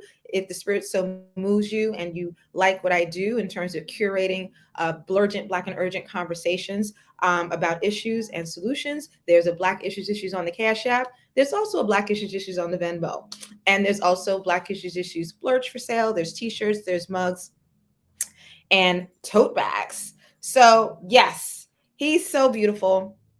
In a world where the Harvey Weinsteins, the legacy of Cosby, Miles Davis beat his wife, when you quote unquote look up at people, right? You look up to them, right? And then you meet them, or something comes out about them that is horrible. It kind of like breaks your heart twice over, right? Because it's like the death of that person to you to a certain degree, and also the death of what they mean to you, but that's not Dr. John Carlos. Like he is who he is, right? And if you see my PTR, that's when we first met, Black in 2018. So yeah, I'm just going to open it up to any questions while I queue up some of the clips. So Dr. Mina Blazes, did you want to speak about the MLK problem in Mississippi, issue in Mississippi, since you text messaged it to me? Yes, I actually found it, and I did back channel you, but I was realizing that maybe it wasn't working. So hi everyone, I'm Dr. Mina Blazes, and yes, so in Mississippi, on the official state website, Secretary of State Delbert Postman proclaims that the third Monday in January a state holiday in honor of Robert E. Lee and Dr. Martin Luther King Jr. And the thing, and I'll just jump down, it says, today's commemoration in Mississippi is for two individuals who worked at opposite poles of Black people in America. It's almost as if they're trying to say, we're bringing people together, which is an oxymoron. And there's so many, I mean, it also keeps going into saying, people aren't happy with this. Like, give Dr. Martin Luther King his dues, and why are we bringing Robert E. Lee in this? I'm not even, I don't even want to give him the honor of whatever they wanted to call him, because it was horrific. So it's shameful. And even, well, in California, it's his day. Like, it is only his day. So, and that is honored. And we also have Juneteenth for California. I'm proud of that part. Like, we're honoring the people, and they're saying, and working on making sure it's a paid holiday as well, because in schools it's typically in the summer, so those employees that want to take it off, they want to pay them. We are not thinking the way we should think around what we're doing and honoring the people in history, and that is just a dynamic. And I'm not in Mississippi. I do know that is typically a difficult conversation, and living there, I'm sure, is even harder. And I know that Ken was like, what he said, I was just like, how do you go public knowing that when you go public, it's coming? Like, how do you set yourself up mentally, and you're going to be ready for what's happening that's going to come? Because it's not just going to affect you, it's going to affect the students that are there. So how do you mitigate that so you do what's the right thing, knowing that you're going to be pushing back? But honestly, a revolution doesn't change until we step forward and get that tipping point. So yes. I'll yield the mic. Yes. And an idea just hit me, and it just went right back, because you all know my brain works at like 10,000 thoughts per second. But again, it is a pattern, and this is for you, Ken. There's a systematic way in which, well, I talk about it, and Dr. Mina Blaze is helping me write my book, right? Whiteness has a specific pattern, right? Explore, finding things that were already there and then claiming that it's yours. Explore, exploit, right? So exploit the thing that you find, and then erase all the harm that you did. So we see this pattern time and time again. The Dr. Martin Luther King holiday, we're going to erase that. We're going to put his holiday, but we're also going to put who we want. Right? So there's a systematic way. And Dr. John Carlos said the same thing, right? We're going to shame you out of your Olympic medal, but we're still going to count it and say that this is part of the reason why America dominates, because look at our medal count. Did y'all hear when he said that? That erasure, but for their own benefit. Because as I always say, whiteness controls the narrative. And once you control the narrative, everything else will be beyond an uphill battle, which is what you are literally, Ken, going through. So for those of you who are just coming into the room, thank you so much. This is Black Issues. If you are not already a member, please click the greenhouse at the top there, become a member for these blurgent, Black and urgent, conversations about issues, flash your microphones, and sometimes solutions. And so, Dr. John Carlos, he's actually going to go through a medical procedure soon.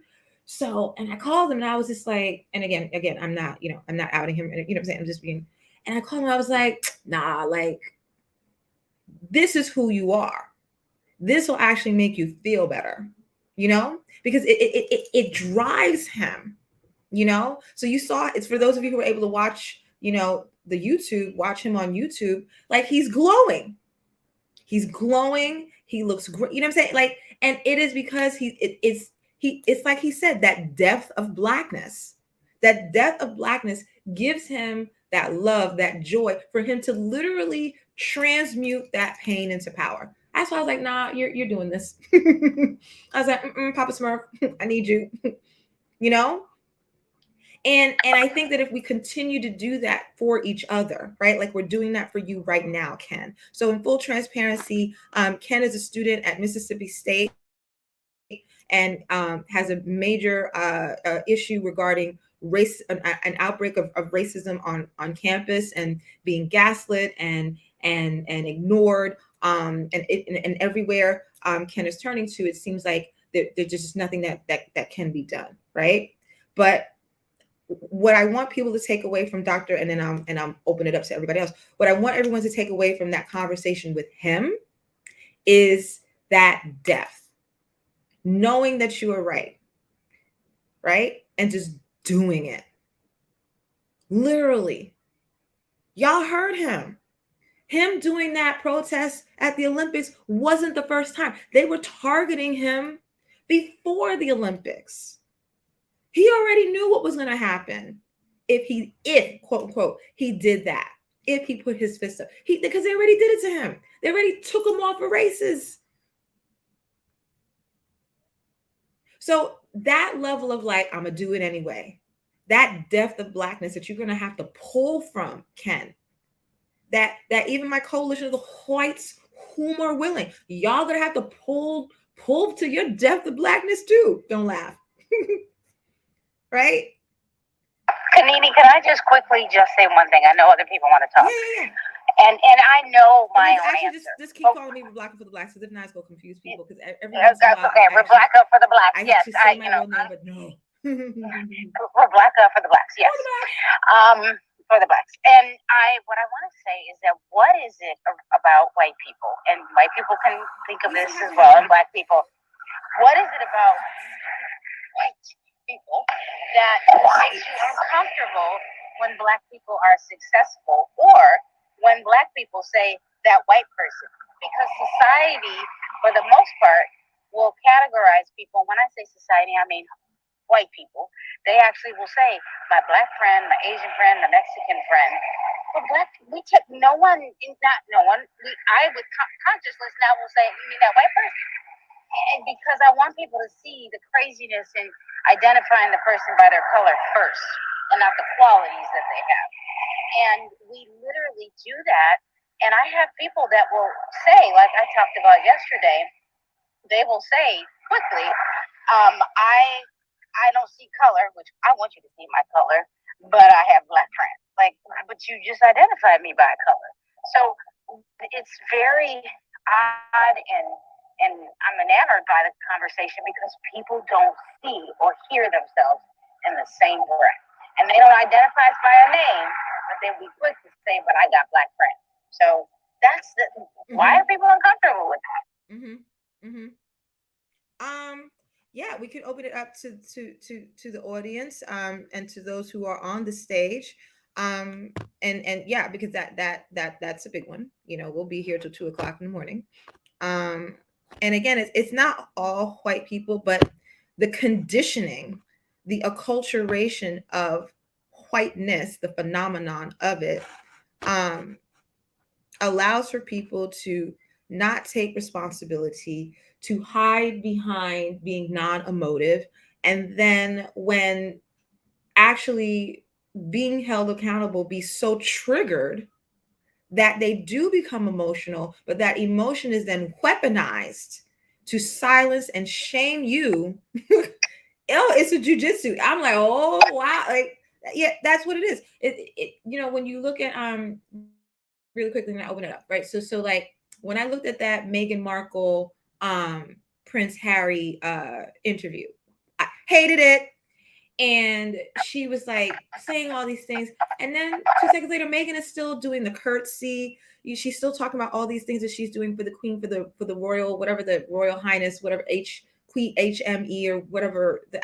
And I was just like, the British are masters at being less, right? The less emotive you are, the less colorful your clothes are, the less space you take up. Like it's all about that minimalism, because if the standard is so far literally inhumane, it is impossible to have your back that straight. It is impossible to literally live this life of being non-emotive. But then they can shame you as soon as you do. That's why the British took over 2/3 of the world without even flinching, because they would shame you into being, look at you and your tambourine. That's why I played the tambourine. Look at you and your look at you, you're look at the Anglican church versus the Baptist church. It's all about stiff. You read straight to the text. It's nice and quiet. You have a little organ there. End of service. You go to about and classrooms too. And classrooms yep, too. Be quiet, well, sit right? there, and it's all about quiet. It's all about, demure. Less is more. But the brilliance of it is then when they are attacked, or not even attacked, just held accountable, you're literally saying an irrefutable truth. Then what you get is, how dare you do that? Because then the premise is, well, I've been polite. I've been following all of these protocols. How dare you? You are out of bounds. So then that subtle gaslight makes it so that it is operational in the marginalized person, for that marginalized person to tap right back into who they already are, which is ashamed, which is, you shouldn't even be here. You should be lucky to be here. That's why they're doing that to you, Ken. This shit is genius. I give white supremacy like tens across the board. It's I'm like, every time I go, oh, I'm like, I'm amused by it. That's why I have to do comedy on it, because I'm just like, wow, like, but that's I think that answers like part of your question, because, and somewhere between actually being held accountable and living in an actual fantasy where they really believe that they don't, like, what are you talking about? Like, what do you mean there's nothing wrong, right? Because we're in this haze of white is right, that they really look at you like, whoa. And let me speak to that briefly. When it comes to that, I have had more backlash from Black people.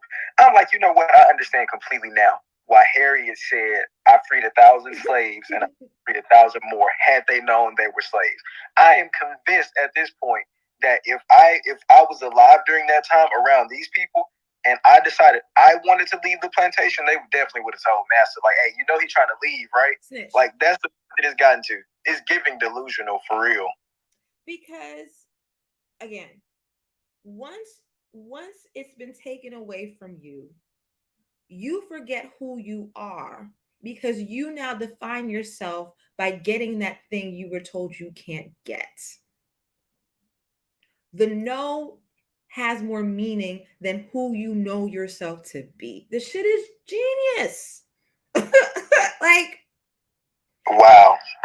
You said something very profound, because you speak to the element of the no that transcends the identity. Mm-hmm. I'm hyper aware of my identity and my Blackness, historically, spiritually, and otherwise.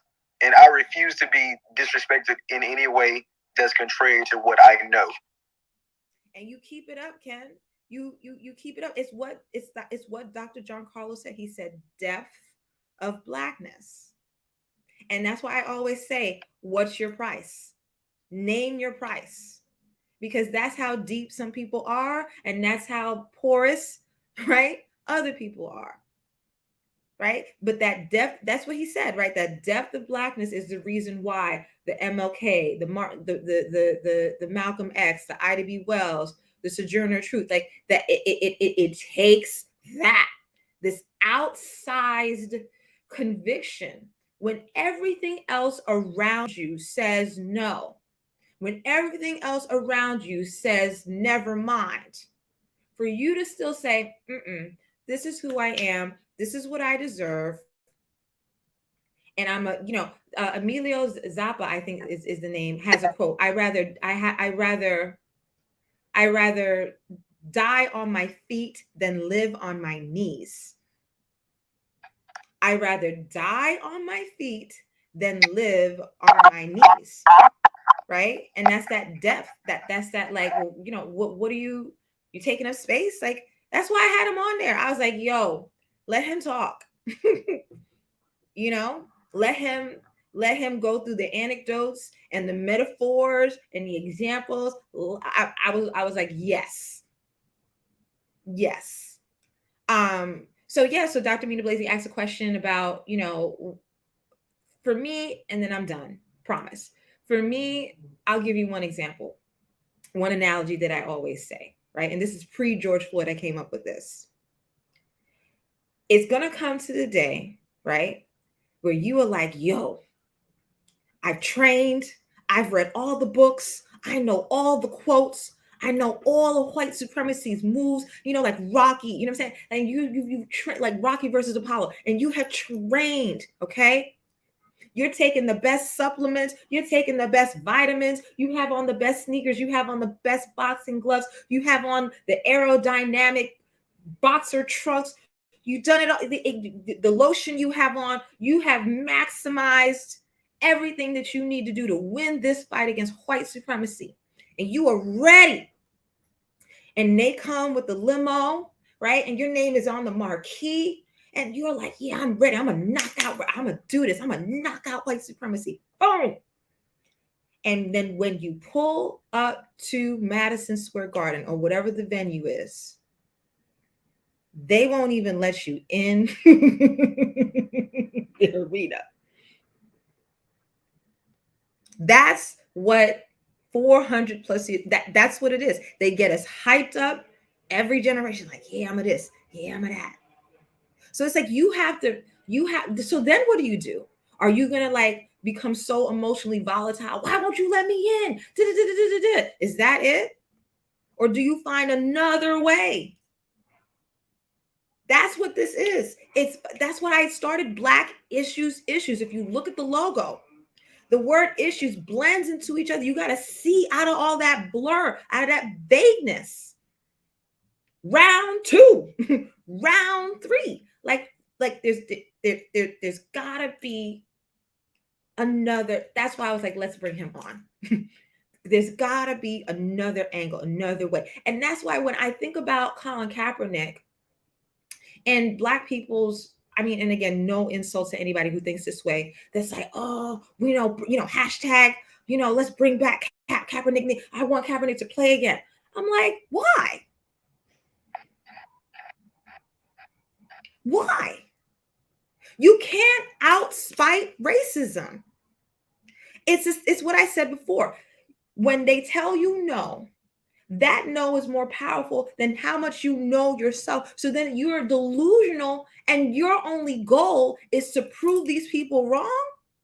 You're going to take the singular, most iconic, amazing, passionate, charismatic, leader of our lifetime and put him back on the field to get CTE to prove to the NFL? No, that's not the solution. But we're so delusional by what we think power sounds, looks, and feels like. But I'm going to tell you, it don't look like Kaepernick going back on the field. It doesn't look like that. It does look like what Kaepernick is doing now, which is, again, being an architect of new ways for Black people to have depth of Blackness. Are you woke or are you a rebel? That's why I said that.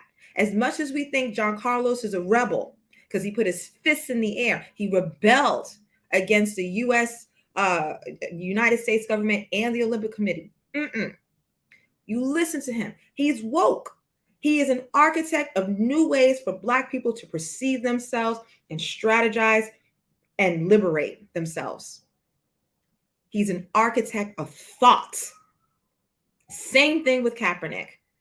The knee, that was a singular moment of rebellion. But his afterlife, he is an architect for us to think more deeply about who we are, what we're doing, and why we do what we do, whether on the tennis court, the basketball court, the football field, or in Netflix negotiating, how many series deal to tell his story. All right, I'm done. We got Dr. Chi here who wants to talk about sex trafficking and also the misogyny of Snoop Dogg and Dr. Dre, which I also totally completely agree with. We also have Jason here, who's also quite passionate. So just open it up. So let's do. I think Jason was on before you, Dr. Chi. So if you don't mind, I'll go and then we go and then I play a few clips and I have like a clip or two or three before I enjoy the day because it's damn near 60 degrees in New York City. Hey, what's good, Jason? For the What's Blacks. good? What's good? We're Black for the Blacks. Black you so much. Thank you so much for supporting. Love you, Black.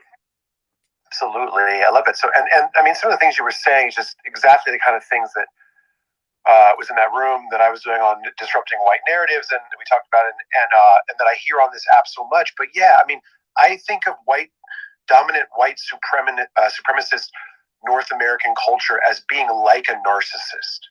And the way that extreme narcissists approach their victims essentially is the way that white culture approaches and appropriates Blackness and Black culture. And so, yeah, I mean, really hard to fight against. I also speak out of personal experience because I had this relationship and actually had a child with just a very, very, very, very, very extreme narcissist. So I learned a lot about it. And a lot of the techniques that they use, accusing you of doing the things that they are themselves in fact doing, and then as you were talking about Rebecca and Dr. and Ken for the Blacks, sorry, not just Rebecca, and interesting allusions you brought up about British culture, which I'd never thought about specifically, although I spent the last 20 years living around Brits in around the world where I was. But yeah, like everyone is supposed to be. It's sort of like you picture if your culture is in a constant state of murdering people, you can't really show that. You can't really be open and honest about that because it's unimaginable. So you have to sit back and just drink your tea and sort of, and then when someone actually gets upset about it, then again, this is what narcissists do. Then they yell at you for getting upset. Yes, that is a typical textbook narcissist empath relationship. My God, I can't tell you how the years I've struggled. And you sound crazy when you go out telling, because if people are being murdered, and you go out and walk outside and say everyone's being murdered, you're going to sound like a crazy person because that's a crazy thing to say. So I'm just I mean it's a tough fighting a narcissist and a narcissist culture they are so friggin' good at doing that and at putting you in that sort of pigeonhole. So yeah, I'll just land my plane there. I think everyone's so excited about that, and I check out Jason's Instagram because I think one of your previous posts specifically was about narcissist complex and the telltale signs and how it can trigger you. So thank you so much for demystifying that and linking that to whiteness. We got to do something together, and definitely again, sure. Yeah, and also definitely again check out Dr. Mina Blazey's Instagram. Dr. Mina Blazey is also an influencer, a connector, a visionary in and outside of the classroom. Ken, you're up to big things, Ken, because I'm proud of you. I'm proud of you that you were like, you hit me up and you were like, I want to talk about this, and I was like, it's 2:00 in the morning. And I was like, come tomorrow. And you were like, bam, and you weren't intimidated by Dr. John Carlos. You were like, boom, here's what it is. See, and that's what it takes, right? Like, are we just wanting to hear ourselves talk, or are we actually seeking solutions and we'll actually take action? And I love that, Ken, that you're not doing this just for clout. You're like, yo, I really want to know. And please keep me abreast. Keep us all within the Black issues community of blowers, blimfluencers, and Blackspurs. Keep us all abreast or abreast, something like that, or blood breast. It's just doing too much about your progress, because keep tweet Black Twitter, tweet Tiffany Cross, tweet Al Sharpton. Like these media outlets, like I said, Black ache, right? The perpetuation of Black pain with no solution in sight. They will gobble up a story like that, right? You're talking right now, and then we're going to Dr. Chi. Didn't forget, we're talking right now during multiple bombings at HBCUs. And for those of you who were in the room, you all remember when Dr. John Carlos said that, like, it's a haze of headlines, right? That we'll be so insatiated by whatever the media says is the thing to be most something excited about, scared about. And as soon as they don't pump the headline, then it's like it doesn't exist. It's not like these schools are not being bombed. Flash your microphones. And for those of you who are in the Blue audience, raise your hand. Please do this. If you were aware of the fact that Kamala Harris's husband visited, I do believe, Duke Ellington School, because I did go to Howard University in Washington, D.C. It's like it's the premier performing arts high school in Washington, D.C. And there was a bomb threat at that school, and the entire school needed to be evacuated. This happened, Thursday? And the Secret Service had to come and whisk him away. So if you heard that story, please flash your microphones or raise your hand. I had no idea. One. Me neither. I never heard about this. Boom. Two. I'm so angry. Okay. So at a room of 33, we had two. We had one hand raised and two people who said yes. Exactly.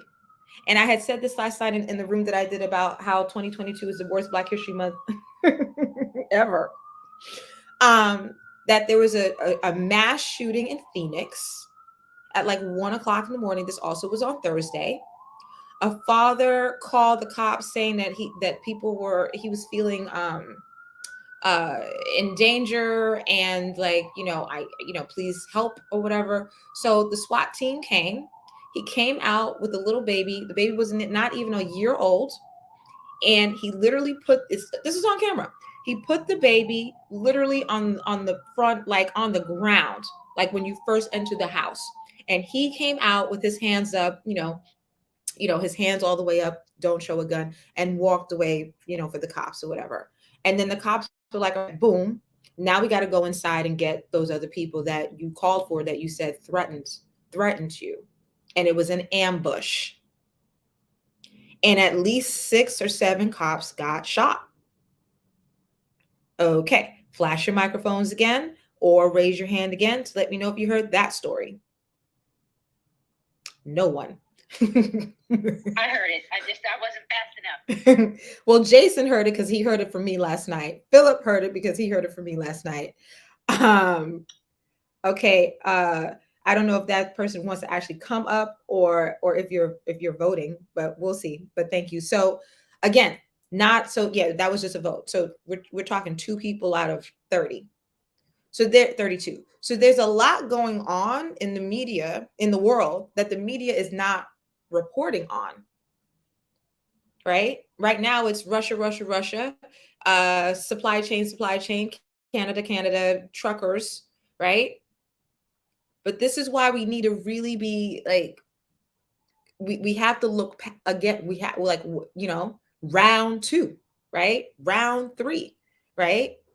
Because you, like I said, you could get all dressed up thinking that, all right, I got everything I need. Yeah, I'm gonna fight white supremacy. No, you're not. You're not even in the arena. You don't even know stories about the vice president's husband. That Black schools during Black History Month are under siege. It's deep. And we're Black. Dr. Chi, for the Blacks, what say you? It's a Super Bowl. Aren't you happy? It's hip hop. What's your problem? The queen of R&B soul. She's got on a chinchilla. What's the problem? It's 90 degrees in LA. She has on a chinchilla. Stop it. You hate her. Oh, no, it's so. Is it that warm in LA? It is. It's a heat wave. It's 85 where I am right now. See? Okay. I'm in California. You know, like, I don't even want to talk about the Super Bowl. I was thinking about a lot about what you said earlier, what you guys were saying about, like, how, you know, you buy into the system and then you realize, oh, wait, this is not what I thought it was. And this is not the way towards, you know, improving my people, my community's lives. And as Ken was talking, it reminded me a lot of Du Bois's Talented Tenth. That when he wrote his I mean, that concept existed before that, but I think he wrote it like in the late 1800s. It's okay, we gotta like have a leadership of Black people who are gonna help our people. So we need to have schools, we need to train leaders, and we need to like make sure that, you know, people are not just seeing Africans as like these dumb backwards people and the descendants of Africans, these dumb backwards people who can't, you know, control themselves. What we need to do is we need to educate ourselves. And it's like, okay, so HBCUs get founded, created, right? And like Black people are learn to read and write, right? Doing the thing, creating Black leadership, starting Black civic organizations. And then at the end, towards the 1960s, it was like, okay, no, that was wrong.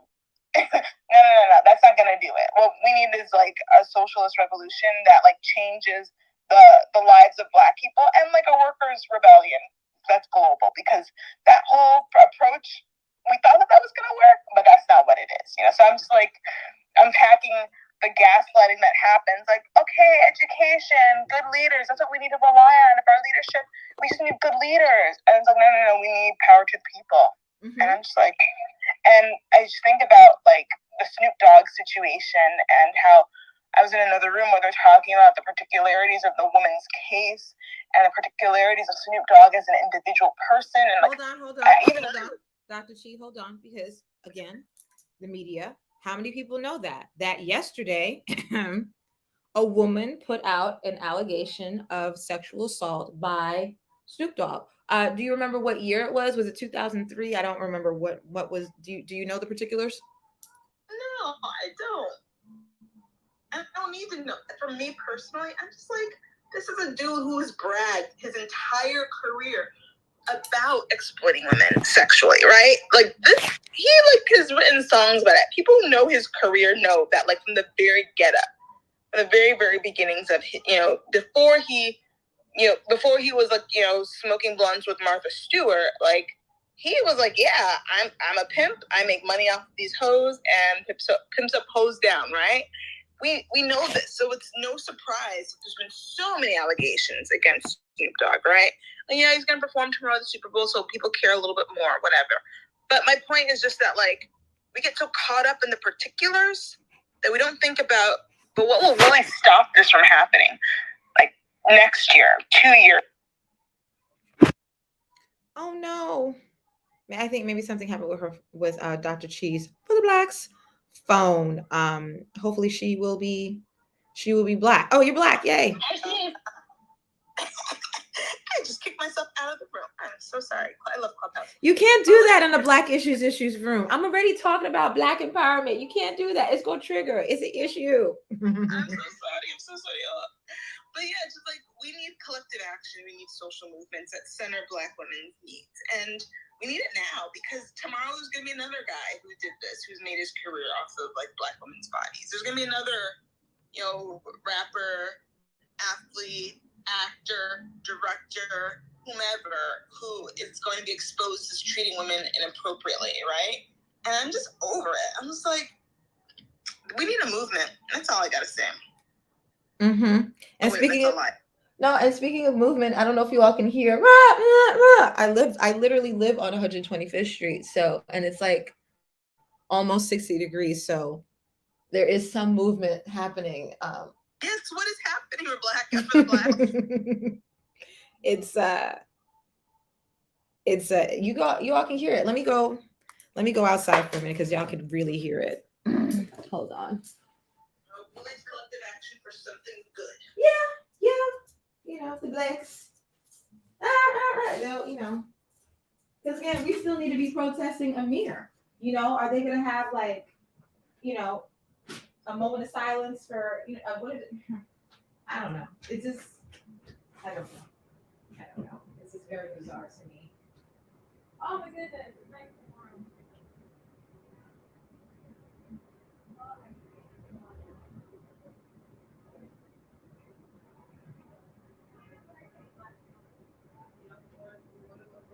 We don't need to wear masks anymore. You know, Super Bowl tomorrow. Oh my God, Valentine's Day is the next day. Like, I literally saw stories about that. That people were very upset that the Super Bowl is happening the day before Valentine's Day and it's going to mess up their yes. So people have been celebrating Valentine's Day all week or last week. What? You know? So again, it's what Dr. John Carlos said in terms of like the headlines, you know. But let me just do a quick little reset of the room. So, and we're Black to another installment of Black Issues, trying to make sense of an insane world, one issue at a time. You can click the link there so that you can watch the replay of actually seeing. I know Clubhouse people are just Clubhouse. It's like, well, you know, you could actually see someone's face too. You can click the link to see the YouTube and also subscribe to Black Issues. So the link is at the top there, and you know, we have quite a amazing group of individuals in the room right now. We have Dallas for the Blacks, we have Lola for the Blacks, we have Vern for the Blacks, we have Lisa, we have Jaquir, beloved Kimberly. You know, has the actual photo from the 1968 Olympics there. So there's a lot going on, and for some reason my DMs are like frozen, so it's kind of weird. So I guess keep sending me DMs, and I'll get to them eventually. Or you can click the YouTube link and put your comment in the YouTube, because that I'm looking at right now and can access those comments really, really quickly. But I wanted to play, because I'm always prepared. I wanted to play a clip. From a few clips actually, but quick clips. You know, but in terms of what you're saying, in terms of the hip hop artists and the debauchery, I mean, you know, it's disgusting. I actually think, thank you, Census, and all those who have subscribed to the Black Issues YouTube. Yay! You know, again, people will do what they're given permission to think they can do. There's going to be early adopters that as soon as you tell them to do something, oh my God, and they do it. There's going to be people who need everybody. Same thing with the vaccine, right? Some people, oh my God, vaccine's out, I'm going to take it. There's some people that are going to wait, and then there's some people that will never take it. Same thing, that same bell curve, not racially motivated, but that bell curve of action that people take is applicable to so many other aspects of our lives, right? So, you know, when we look at getting to a critical mass of people that are like, nah, I don't want to hear these types of lyrics in our music anymore. To get to that, it's going to take a lot. And I spoke about this yesterday about mirror neurons and how that operates, and how we're actually wired as human beings for conformity. So, so the more we feel like, oh, okay, no, that's what we do. Most people are going to be like, okay, we'll keep doing that. Oh, the music's talking about bitches and hoes. Oh, okay. Like, that's how people, like, it takes something like it, like, look at the trajectory of R. Kelly. Look how long that took, right? The initial incident was like, oh, it was like a folk tale, or I don't know, it was just like an urban legend. R. Kelly's married to Aaliyah. Like, I remember I was 11 and 12 years old myself, and it was just like this thing, like, yeah, he's yeah, you know, and she's singing, age ain't nothing but a number. Yeah, we didn't put two and two. We weren't like Jesus in the temple throwing up the table. We were not. We loved the song. We did all the dances. We wore our clothes that way. We got Tommy Hilfiger, and like we showed off our midriff. We weren't like, oh, hell. We weren't like, fuck. No, we weren't. Right? Look how it took, what, 20 years? Right? For it to be like, oh, okay, well, let's do this documentary. Oh, okay. How many women actually leaked out that they're trapped in his mansion? Right? Like, it's ridiculous. But that's humanity, unfortunately. It's so much. I'll give you a quick example. We went from George Floyd protesting in the streets, Black Lives Matter, defund the police, right? And then these two cops die in New York City. And again, this is not an anti-cop statement. I'm just telling the truth. These two cops die in New York City. I kid you not, I have video of it. There were cops on horseback down 125th Street in Harlem. There were so many cops all over Harlem. And do you know what happened? Does anybody know what happened when that many cops were saturated in a very specific area in Harlem? Does anybody know how did people in Harlem react? Does anybody know? Unmute or come up to the stage. I know how I would feel, but go ahead. Does anybody know? Make a guess.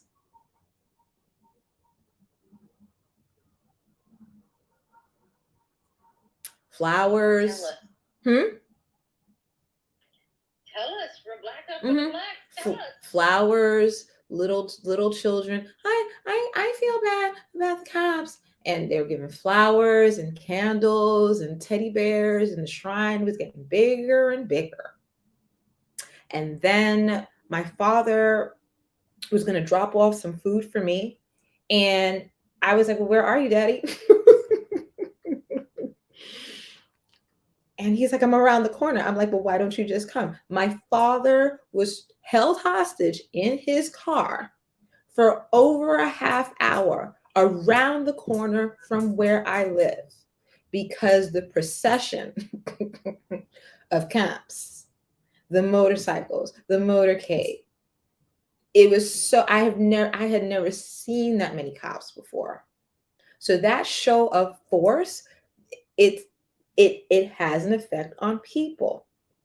And so mirror neurons will take over. And as soon as one person goes, oh, I feel so bad, then somebody else goes, oh, I feel bad too. And then before you know it, everyone's like, oh, I feel so bad. It got to the point where a Catholic school in Queens, mind you, this incident happened in Harlem.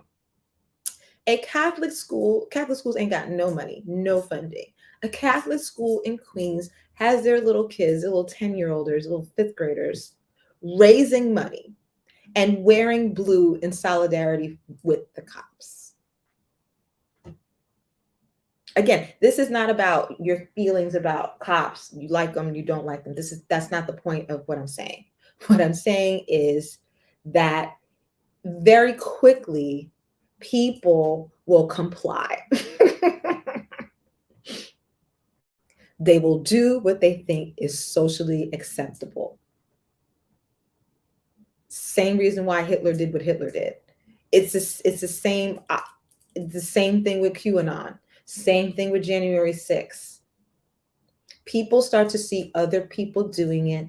That gives them permission to think it's okay. And then before you know it, they are unrecognizable. I'm not demonizing, villainizing anyone right now. I'm just saying the phenomenon behind that, right? So when we're thinking about a Snoop Dogg, based on what I just described, it could happen, right? But it could happen, right? But will it happen right now because she made that allegation? Are we going to see within the next 24 hours so much on Twitter? It's trending to the point that Snoop Dogg doesn't perform? Let me open that up to y'all and ask y'all what y'all think.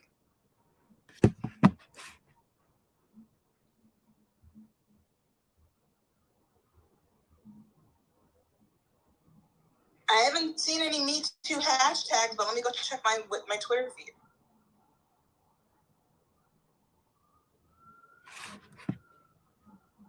I mean, that's the whole power of social media, right? That something that normally, Gallus pen, BLURGENT, something that normally might not get coverage could literally So yeah, what do y'all think? Do y'all think that the intersection of Snoop Dogg's problematic lyrics, half of which is going to be bleeped out for this Super Bowl performance, plus the actual sexual allegation, might cause a critical mass of people to say cancel Snoop Dogg? I'm curious. So I see Dallas is here, Malcolm is here. Yeah, just curious. Anyone can unmute. We're Blacker for the Blacks. Indeed. Hello, this is Dallas for the Blacks. I did not, I wasn't reading about sexual impropriety accusations against Snoop Dogg. And it's interesting because he is one of the most beloved blacks for white consumption. And I think that it is a vainglorious day that now we have to confront this.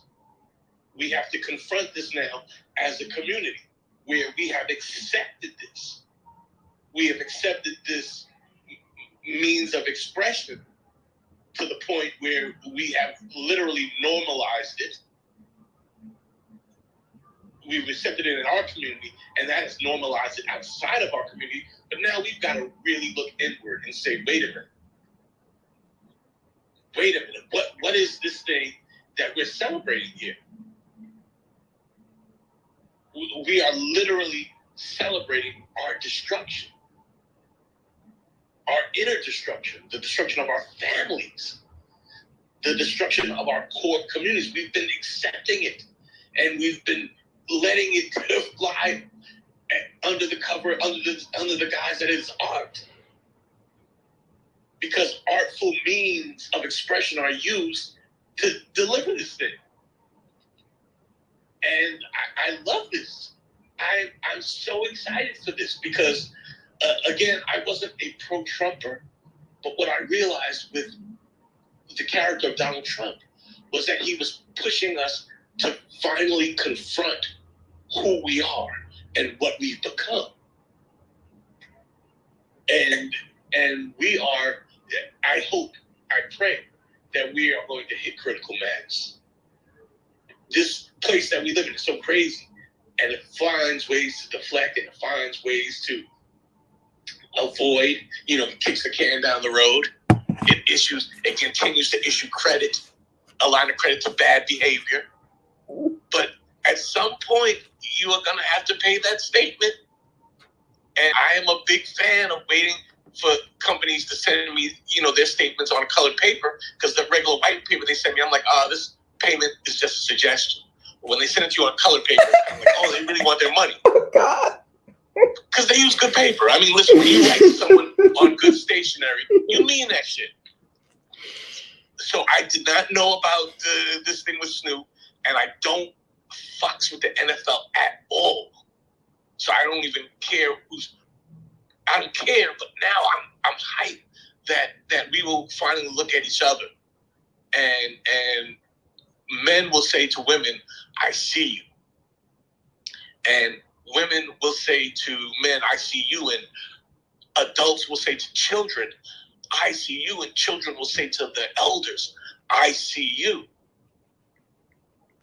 Or maybe we'll go the opposite way and we'll all be fucked up in the ICU. But we're going somewhere, and I'm excited.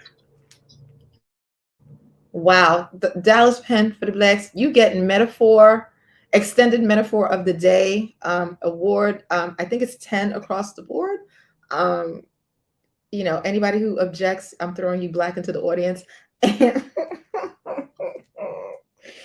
You went from colored paper for for like credit card statements and bill collectors to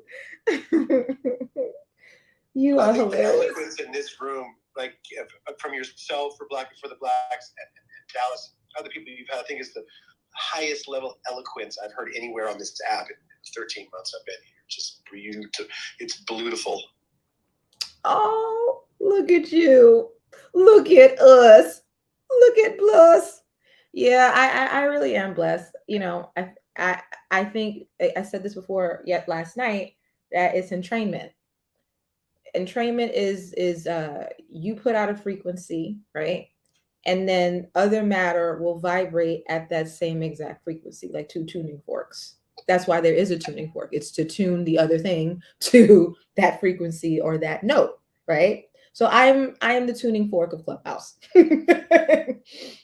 For smart, articulate, creative, with a good sense of humor and not taking themselves too seriously, that are like, fuck the system, but at the same time, like, but I do have, I do like, to have Wi-Fi and other comforts of life, and a vanilla tobacco candle on the side. Like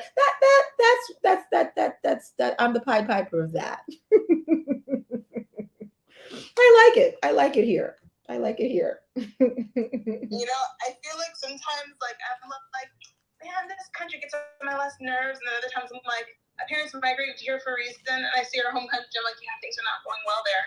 And I'm also trying to learn some Chinese and some Korean. I'm like, I don't know where things are gonna go, so let me learn some Hangul right now, because my bet is that, like, the Asians, so something's going on over there. Like, we're still trying too hard in the West to, like, subscribe to these white patriarchal notions, and it's, like, literally killing our societies. Like, we can't even reproduce our own societies anymore, so I'm like, I don't know. It's a lot. I don't want to do a Blexit room during Black History Month. I think that's just too triggering. Good point. Discernment. It's all about discernment. So, but stay tuned for the Blexit room. I'll do it sometime in I guess in March. Why not? It's stopping me. Like, what are we doing here anyway? Let me just reset the room really quickly. So we're Black. This is a Black Issues Club, where we try to make sense of an insane world, literally one issue at a time. I see that we have Robert, who I think was trying to come up onto the stage. I just love you all, Black, for tuning in. If you're not already a member, please become a member. Click the greenhouse at the top. If the spirit moves you, there is a Black Issues Cash App and a Black Issues Venmo, so I can actually produce my web series and my podcast to use humor to heal the racial divide. Now, for those of you who are coming in now, you missed Dr. John Carlos, the seminal figure and symbol of Black liberation, who put his fist in the air along with Tommy Smith during the 1968 Mexico City Olympics. But fear not, you can do the Clubhouse replay, yes, and you could also see him. If you click the link at the top that I have right now, that is the YouTube, and I'm actually still on it now live. So that would also help out, because I need to get more subscribers to my YouTube channel. But he covered a lot about, his legacy, his father. He said he actually was born feet first. And he knew that he was like, God put me on the earth to do something with my feet. He said that. And then he said, that he's been, spending the rest of his life after, getting threats and harassment and, taking away his medals. He spent the rest of his life, right, being an architect for liberation. So, I highly recommend that you all click that link or listen to the replay and share it like it's a baton for the last leg of the relay race. So I had, and thank you so much for that, Dallas, for the Blacks, hilarious. So we have Malcolm here, loving and appreciating the Fidel and Malcolm profile picture here. It brings me back Black to my father. My father loved Fidel and would smoke a cigar in his gallabetta in his rocking chair, surrounded by African mass in our living room at apartment 4C, 1911 Dorchester Road in Brooklyn, zip code 11226 if you need to know. So so that's why I was like, for those of that generation, John Carlos is like everything. He's in that whirlwind of radical intellectual firebrand that I was like, yo, I have to have him on. So Malcolm, for the Blacks, what say you? Peace and love, peace and love. Well, I'm just stopping through. I saw Brother Carlos and just wanted to see what y'all were talking about. I just heard what Dallas was saying. I guess I'm a little behind. I hadn't heard anything about Snoop Dogg and any trouble he might be in, so I wasn't quite sure what Brother Dallas was referring to. It sounded ominous, but another black man dealing with some public turmoil. That's to be expected. But yeah, my profile picture, wow. Two of my favorites. I just came from Barnes & Noble's. A new book of Che Guevara has come out. So I am your revolutionary fervor. It's a book of his letters, 1947 to 1967. He's one of the great heroes of the 20th century. So I'm really excited to have a chance to read that book. But no, I just wanted to stop on through and listen to see what was being said. Appreciate the room. But Black, if you could just, if you don't mind, what went down with Snoop Dogg? I didn't hear nothing about it. Yeah, so Dr. Chi mentioned it, and I had mentioned it last night in my other room, and thank you so much for being open to try to, figure this out, right? So I mean, I can look up an article now that like makes the details a little bit more clear, but a woman accused Snoop Dogg of sexual assault that she said occurred in the early 2000s. So I'm Googling because I like to have fun. I'm Googling Snoop Dogg, right? Because again, if it is an actual like headline that's picked up steam, just Googling their name, it'll come up. But if it's not picking up steam, then you're going to get all the other. So clearly, whoever his PR is, they're not ahead of this because as soon as I Google Snoop Dogg, there's 1, 2, 3, 4 pictures of him grinning, Sirius XM radio grinning, Spotify grinning something. And then right after that is, watch, USA Today, Snoop Dogg and Don, quote unquote, Magic Wand accused of sexual assault battery in Yahoo News. Snoop Dogg's team called sexual assault lawsuit a shakedown scheme right before the Super Bowl. New News Nation. Snoop Dogg faces sexual assault battery lawsuit. Okay, The Hill.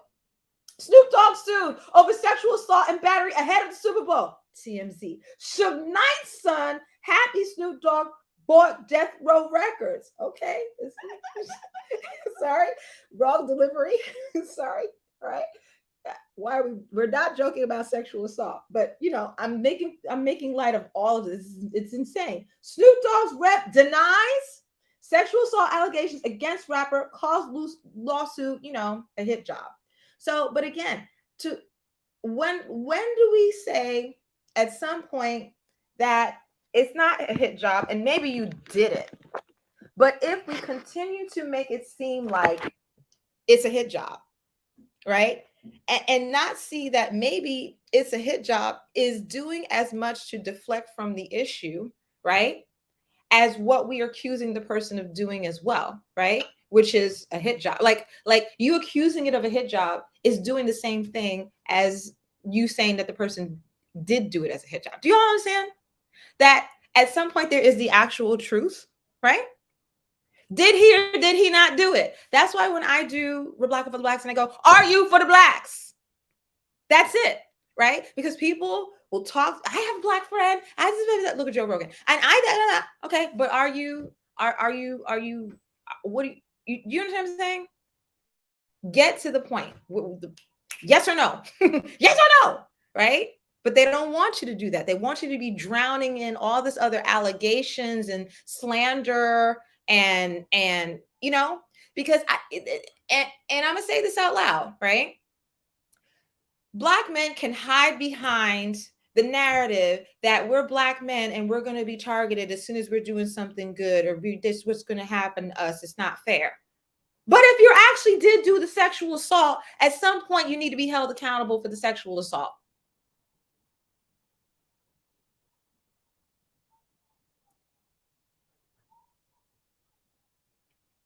Broad stroke, my sister. It's a broad stroke. Right? Because if not, then but I think it was in 2013 that it allegedly happened.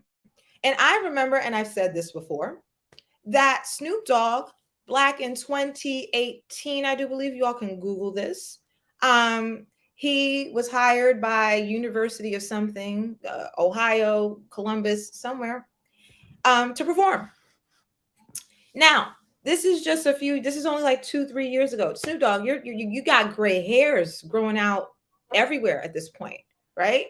You're of age, okay?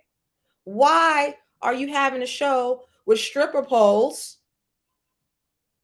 and strippers at a college basketball halftime? With the Google this. The university president had to publicly apologize and denounce. You're laughing. It's my delivery. It's my delivery. It's not the issue. It's my delivery. Yeah. He had to I mean, again, I'll look it up, or somebody else can look it up.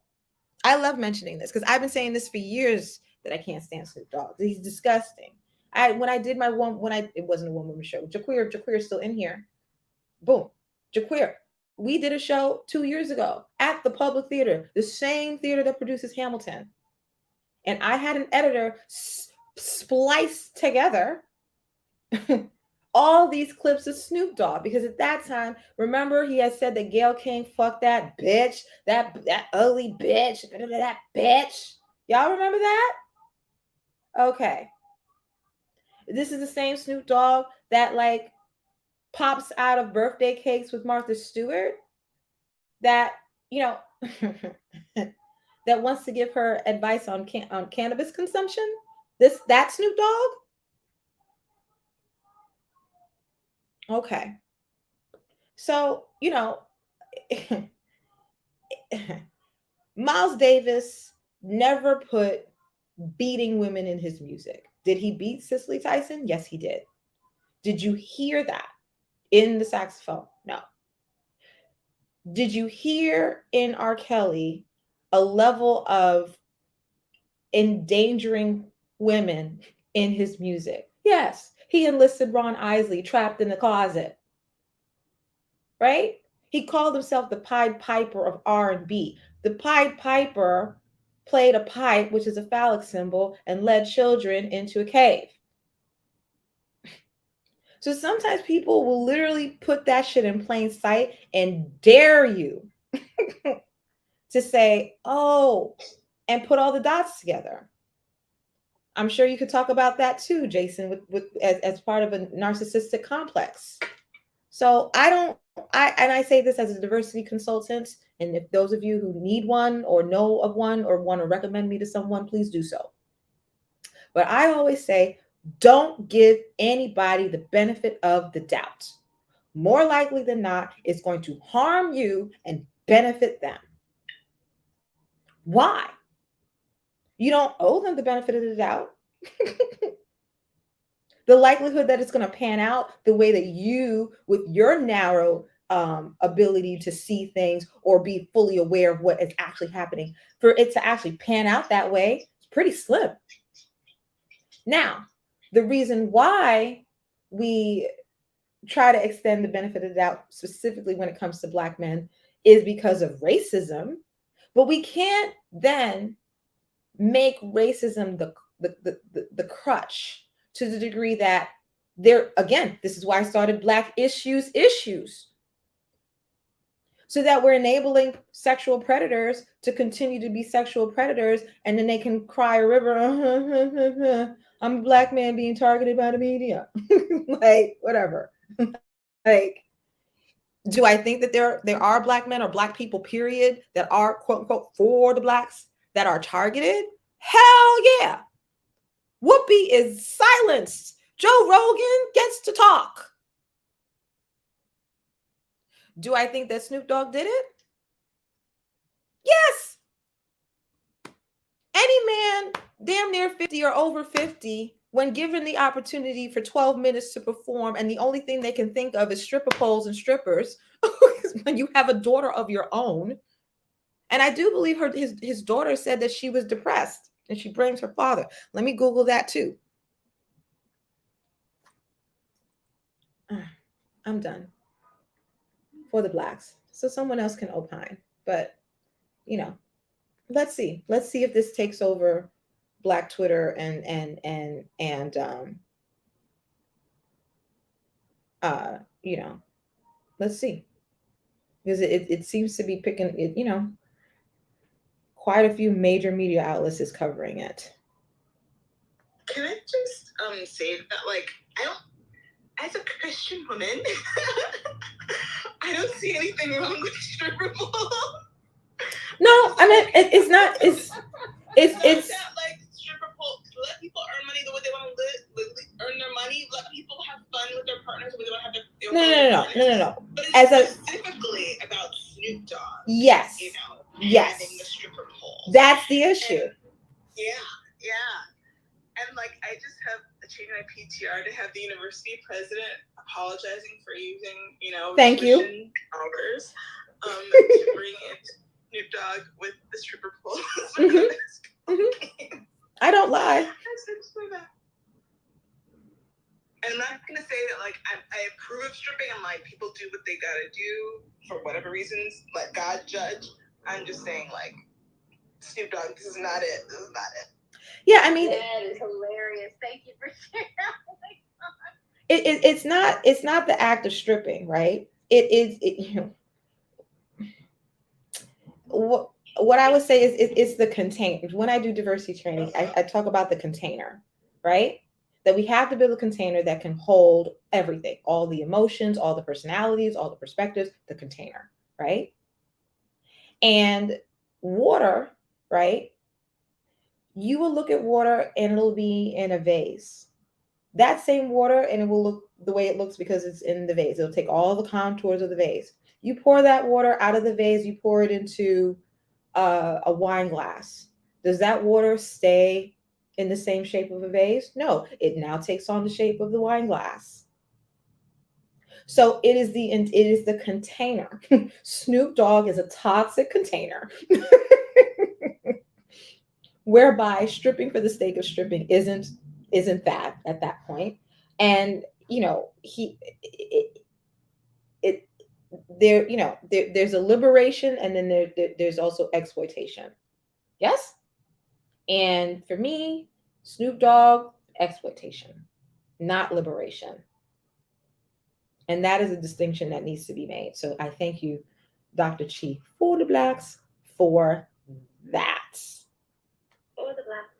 For the Blacks. So let's see. For all of the Blacks. And the stripper pole, the mastering of the stripper pole blacks, right? Because there's different techniques and heights as well. I, for one, went to Scrub-A-Dub. Scrub-A-Dub is one of the most amazing strip clubs in the Grove. And it was high because I don't know if you all know about dance hall culture. So it was high. Wow. That was a lot. And they dressed up in various different, all kinds of things, it was kind of like anime as well, as different characters, different tropes, because I'm an avant-garde performance artist. So it was like, it wasn't even nudity. It was just like, they were really channeling and performing. Yeah, it was great. It was great. So again, I'm not judging so I'm for those Blacks as well that take stripping to high art. I'm for those Blacks. That's not the issue. The issue to me is the specifically the Snoop. Again, we live in a world of a Dr. John Carlos. So, and again, I don't mean to be classist, but it's just like, what can you do with what you have, to make the world a better place, and I don't think that Snoop is really thinking about that 24/7 a day, 24/7, 365. I think he's very self-aggrandizing and will sell his soul to the highest bidder and to Martha Stewart. Whatever. I'm going to play one more clip.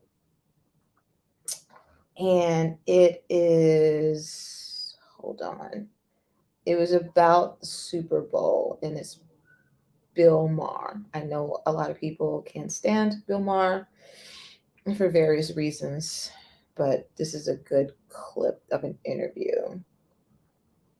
The other guy who's in the news lately for getting kicked out of the NFL, seems like they do that a lot, is Brian Flores. He was the coach of the Dolphins. He's got a lawsuit against the NFL now. He says it's a sham when they pretend to interview black coaches for the job. There's only one black coach in the league, Mike Tomlin of the Steelers, although next year there'll be 3.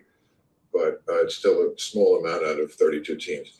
Now, I was a minority owner of the Met. So this is Bill Maher interviewing Ricky Williams. Ricky Williams was kicked out of the NFL a few years ago for smoking weed. Scandal back then, scandalous. But now Ricky Williams is going to opine on racism and lack of diversity in the NFL with Bill Maher. At one point, yeah. So I did sit on one owner's meeting. That's 3 hours I will never have back. It was super boring. Yeah. You know, it's about how much parking cost and, you know. It's my view, investors are interested in money and making money and also winning. They want to be a hero in their hometown. So I'm not saying there isn't bias in their minds, but it's got to be unconscious, right? Because if they thought they could make more money with the key hire, which is the coach, it's hard to believe in 2022, even some old white owner would be like, I know this black coach is the best, but I just don't like looking at him so much. I'm going to risk losing the season. What do you make of what's going on? All right. So do y'all think that Bill Maher just did that whole, what white people do too often, which is, what do you mean? It can't be that bad. Are you really saying, do you want me to believe? Is that what just transpired? Yes. Okay. Just wanted to know. Blindy. For the blacks. All right. Continue. My opinion is, I kind of understand, that the relationship between a owner and a coach is a very special relationship. And my guess is a lot of the owners don't really spend a lot of time around black people. That's probably right. And so they're just like, it's just uncomfortable. Like, how do I talk to them? And, you're making this big investment in, this big company. Right. I understand you want to hire someone that you can relate to, or you feel you can relate to. But does Jerry Jones really care? I mean, he wants to win so bad because he wants to be the big hero. He wants to ride in the parade on the big hat in Dallas. And is he really talking? I mean, it's the coach and the players. But they're 70% black. That's what matters. You'd think that they would want to hire a black coach if they thought that would produce a better result. I think if you could convince them of that, they would. Yeah. But even still, if we said, okay, we want to hire an African-American coach that we think is going to give us a shot to win. Who are they going to hire? Because they don't get a lot of opportunities. They don't get a lot of opportunities to show what they can do. But it's such a small pool that they're choosing from, right? I mean, they almost always come from the ranks of assistant coaches. Right. And it's their business. They know all these people, right? Even before the owners don't. The owners don't? The owners don't. They don't. Okay. They don't. So what do you think about the part of it where he says the general manager does to tank games so that they could get a better draft position? Well, is it true? I mean, I don't know. I wasn't there, but I wouldn't doubt it because of what you said, right? Money, and they want to win. And if you tank and you get a first pick, right, you have a better chance. You have a better chance to win. And I also think that's part of it because that's the way that they think. Okay, and when they're talking to African Americans, like they don't know how African Americans think, and so. And you see what happened? He mentioned this to African American coach. African American coach ratted him out. Right? Isn't that what happened? So there you go. Okay, thoughts on that clip? Thank you all for tuning in on my YouTube channel. I'll just do a quick reset of the room. This is Black Issues, trying to make sense of an insane world, one issue at a time. You can click the greenhouse at the top to become a member of Black Issues. It now has almost 30,000 members. It has almost 30,000 members. And I bring to you all kinds of insights and sometimes special guests and BLICONs I use the lexicon. I use humor to heal the racial divide. And so today we had Dr. John Carlos of 1968 Olympic fame to talk about the intersection of athleticism and activism. And now I just played a clip by Bill Maher's HBO show and what's his name? Ricky Williams. The other guy who's in the There you go. The other guy. So what are your thoughts on that clip? Jason, I see you unmuted first. Love you, Black. I was just laughing. And it's sad because I don't fuck with the NFL either, so I don't feel very smart to. And a bit here, I mean, in terms of crawl, and also, sorry, I wanted to talk more, but I've been on the road now, maybe low signal, but anyway, what just came across to me in that clip is just just ongoing condescension of the white gaze and the white attitude towards blackness. So I don't know if I can speak very well to the specific issues of the NFL part of it, but that's what came across to me is just that utter never-ending condescension.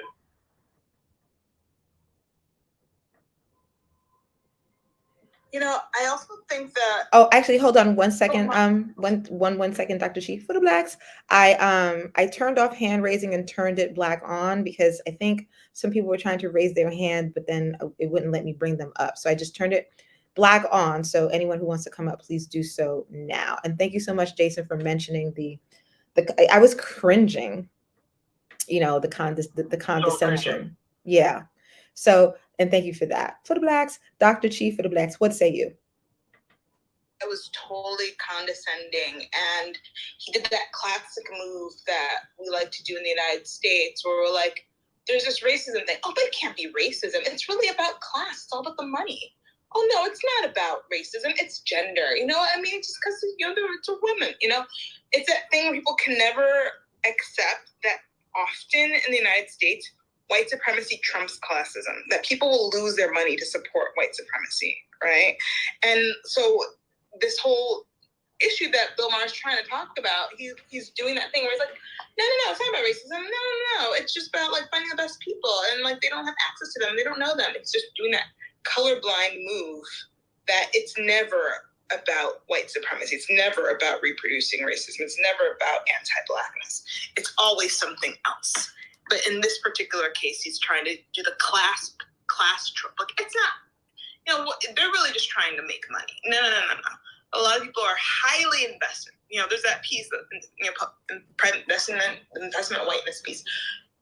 When Whiteness is Property by Cheryl Harris, right? Where people are literally invested in whiteness and maintaining it above class, above their dollars and cents. So that's all I wanted to say.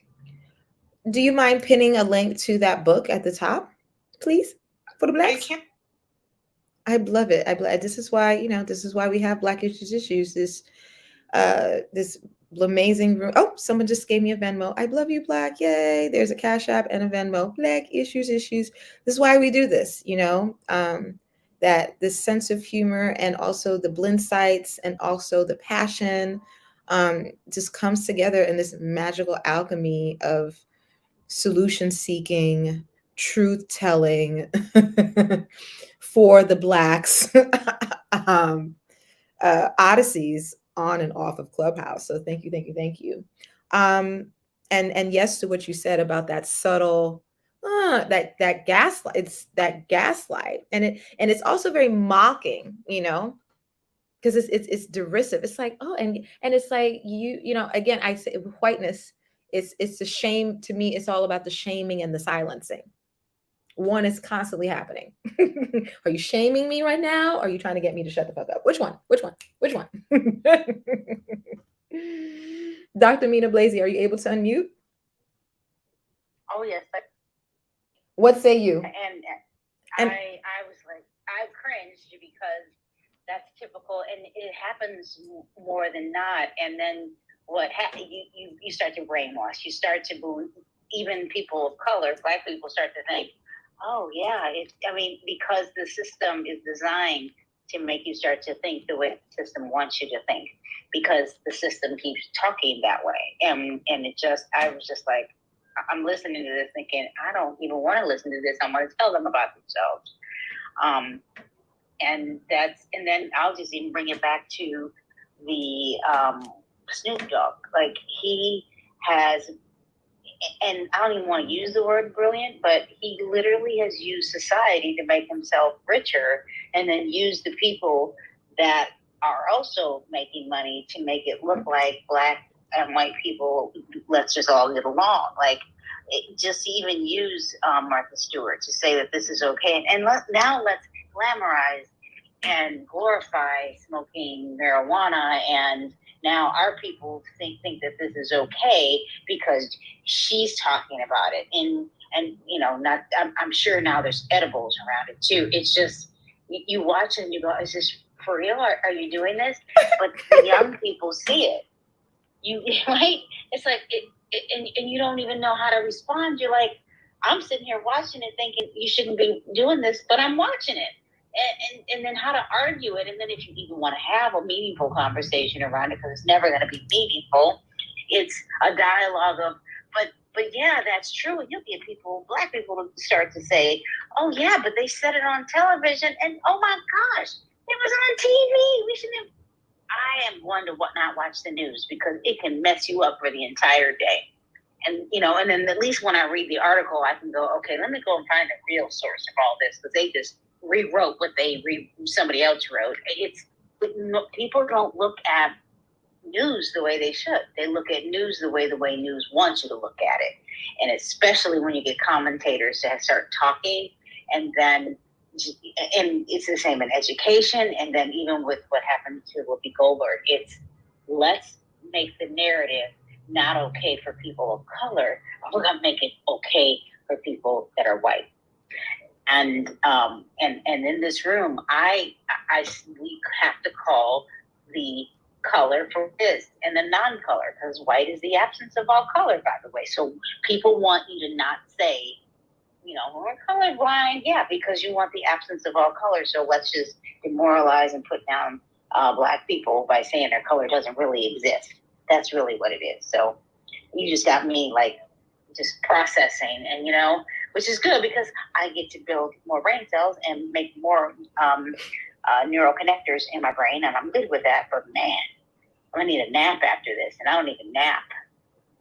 No, I love it. I love it because, you know, I love that I have, you know, can I get a witness? You know what I'm saying? And all y'all are witnesses to this shit, you know? I'm like, here we go. You know, it's like, okay, it's not just me, right? Okay, there's other people who see this too. Okay, great. Like, you know what I'm saying? Like sometimes, again, making sense of an insane world, right? Because it is insane, Dr. Mina. it really, like what? Like what? Like, you who used to run around with Suge Knight are running around with Martha Stewart. And I don't know if people have read Frantz Fanon, Wretched of the Earth, you know, and Black Skin's White Mess. I mean, that's what it is. It's Orientalism. It is this notion that we, and Frantz Fanon really does speak about this, that we are in the degree to which they can perpetuate that we are in the bush, that we are uncivilized. And that is a liability until it becomes an asset. And that's why they want to go to Africa and look in the jungles, right? So then it goes from, oh, you're uncivilized, and oh, you're not worthy, to, oh yes, show us. Take us on the wild side. Oh yes. You know, hi, Russell, give me 1 second.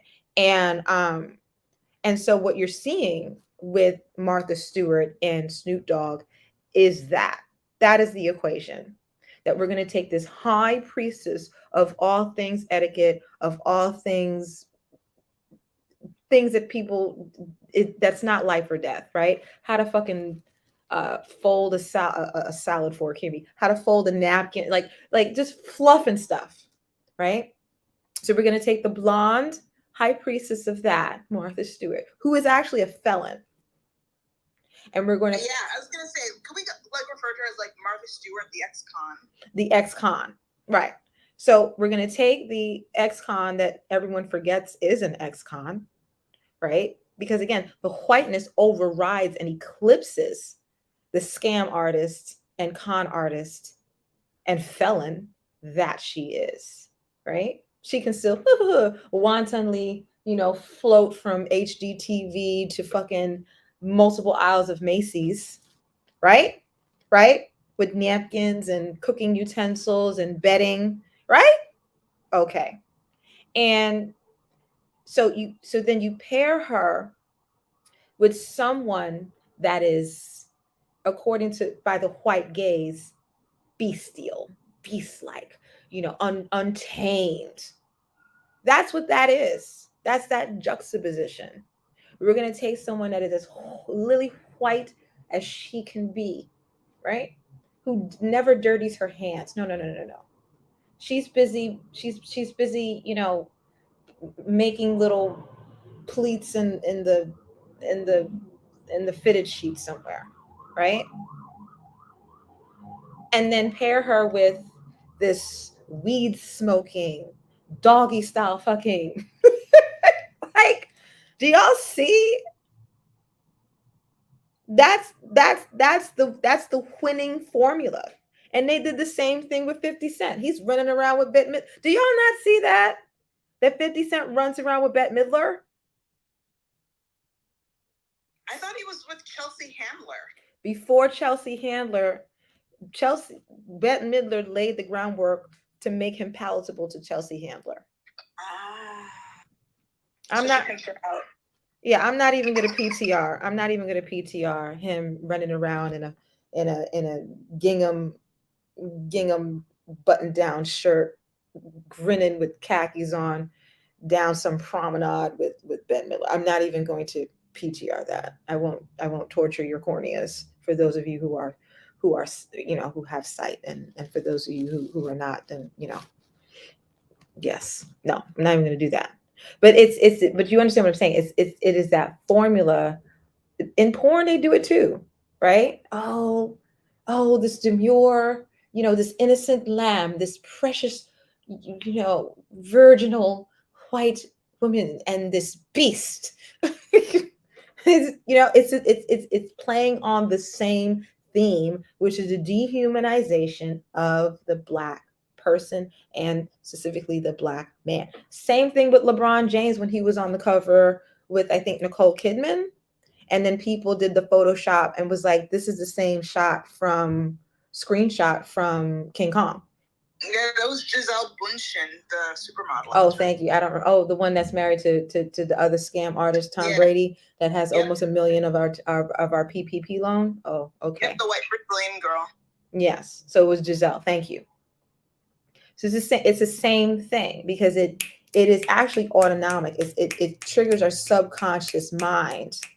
It's that jarring. Because your subconscious mind is thinking before your conscious mind is. So even people who think, oh, I'm not racist. Yes, you are, because even Black people, even we have those same biases in our head, whether we want to admit it to ourselves or not, because we've been conditioned.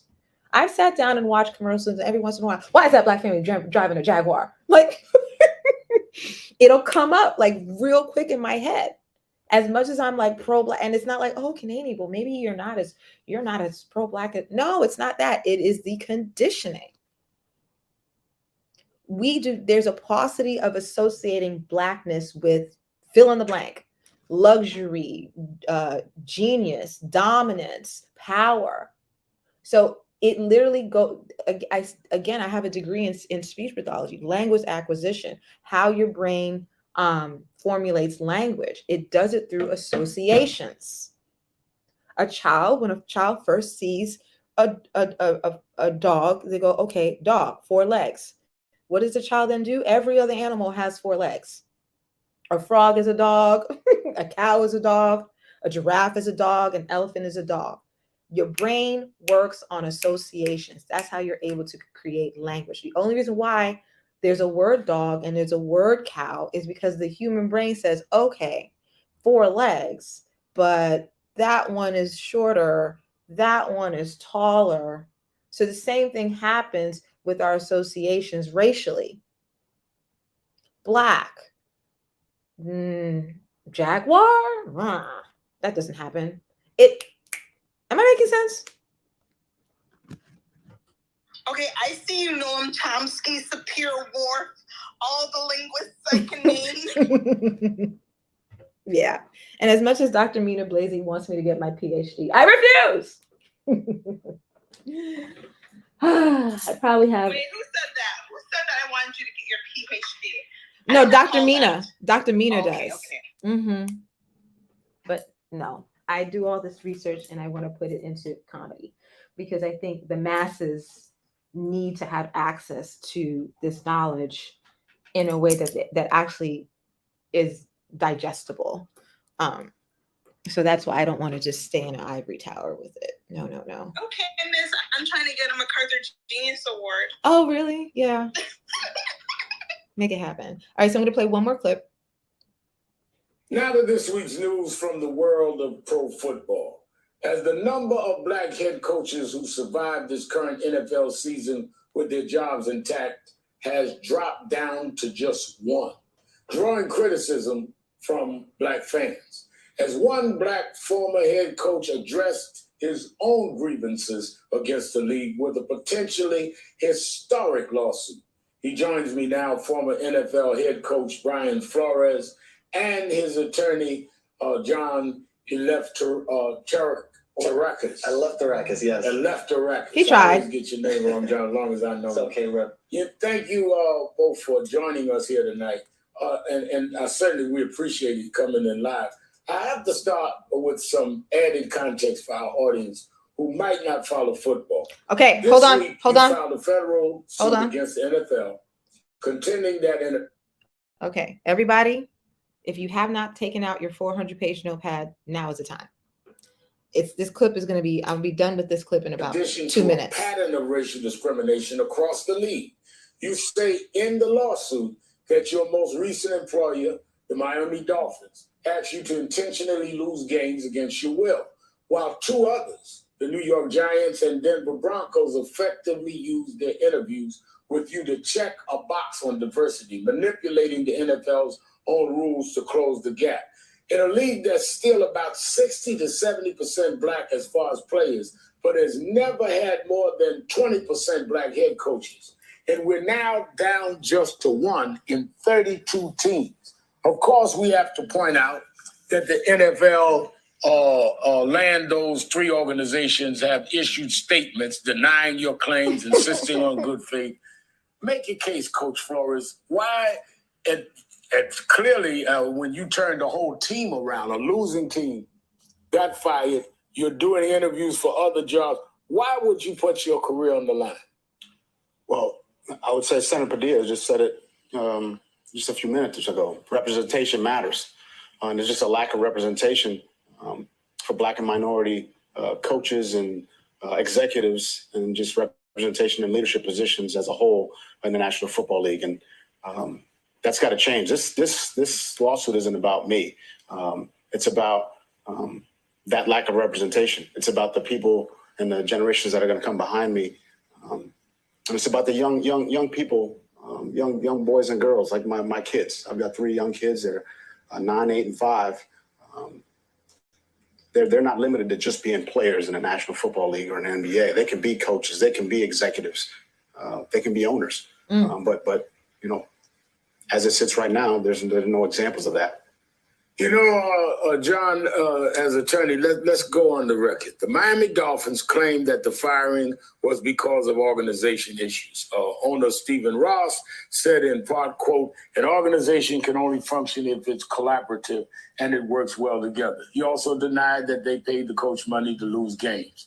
The New York Giants told NBC News in part, quote, "The fact of the matter is Brian Flores was in the conversation to be our head coach until the 11th hour. Ultimately, we hired the individual we felt most qualified to be our next coach." The Denver Broncos say those allegations are, quote, "blatantly false," and that their process was thorough and fair to determine the most qualified candidate. And the NFL released a memo today that went to all 32 teams titled "Our Commitment to Diversity, Equity, and Inclusion," saying in parts that the results of the NFL coaching diversity efforts, quote, "are unacceptable," and stating that, quote, racism and any form of discrimination is contrary to NFL values, and adding that, quote, we understand the concerns of Flores and others this week.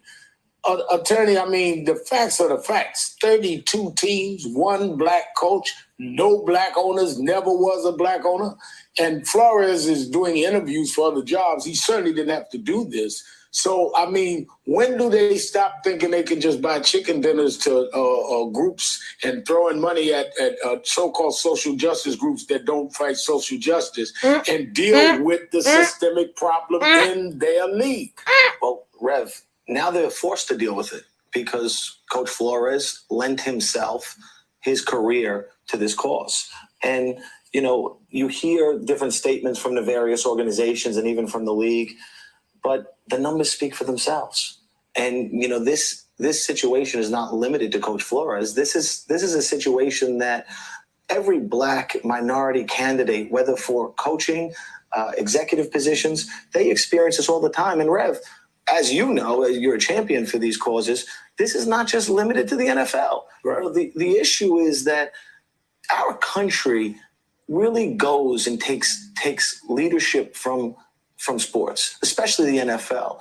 So we have to really fight against the NFL, the racist policies, and we have to stand up, and we're doing that in this lawsuit and saying it's not going to happen anymore. These window dressing statements of a commitment to diversity are not enough. Especially when you don't see it. You know, Coach Flores, this being Politics Nation, I was interested to read that the same week the Washington franchise finally settling on a name, several former employees of that organization, mostly women, testified before a Congressional Oversight Committee, alleging a pattern of abuse and sexual misconduct involving senior leadership. Some players and the team's owner, Daniel Snyder, in an email statement from the team, Snyder apologized again for past misconduct that took place in his organization, but denied the new allegations.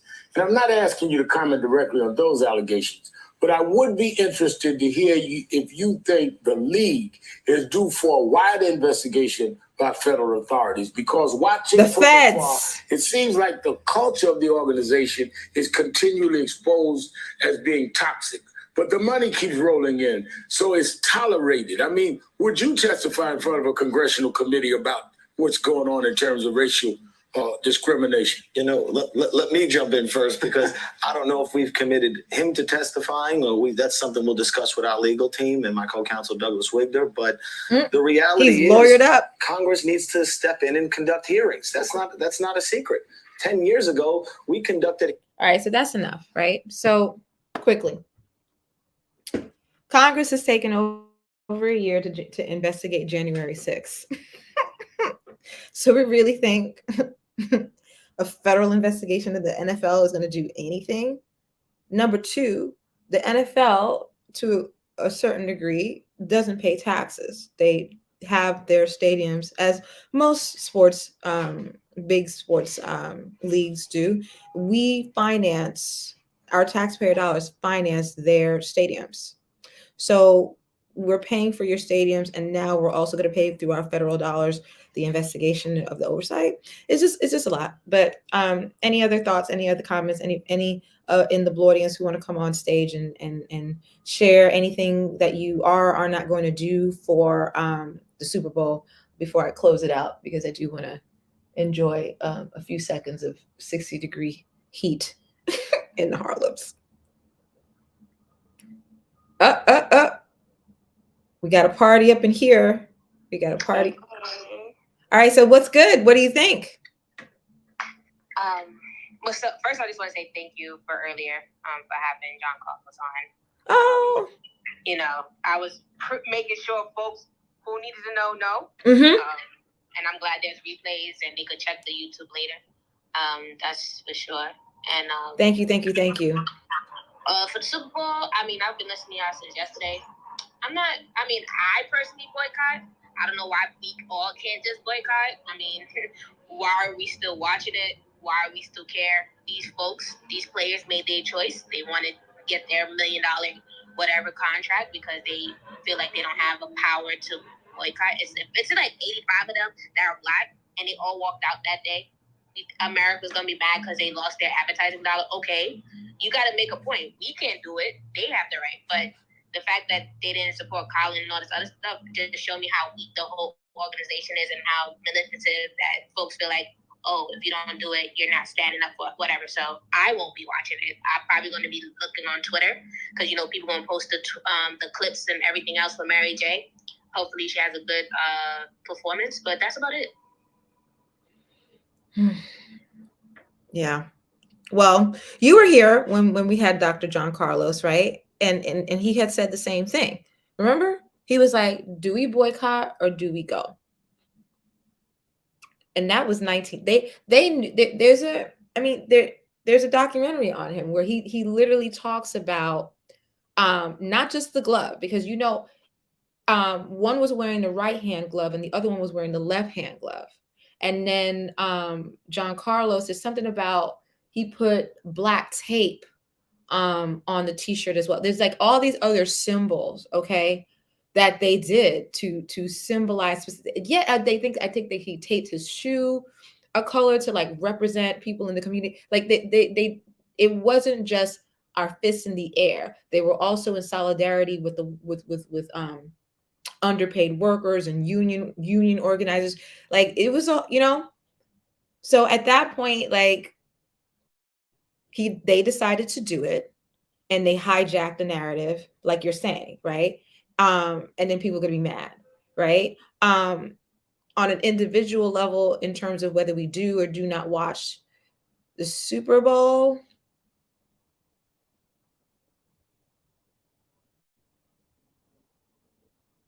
I don't know. I mean, yeah, people can, you know, I don't.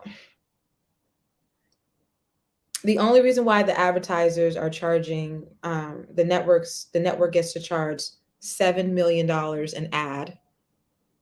And Steve is here. Steve has directed a Super Bowl commercial before. So the reason why they charge that much is because a symbiotic relationship between how many people are actually watching, they know are actually watching the Super Bowl. They're actually sitting there, you know, glued to the TV.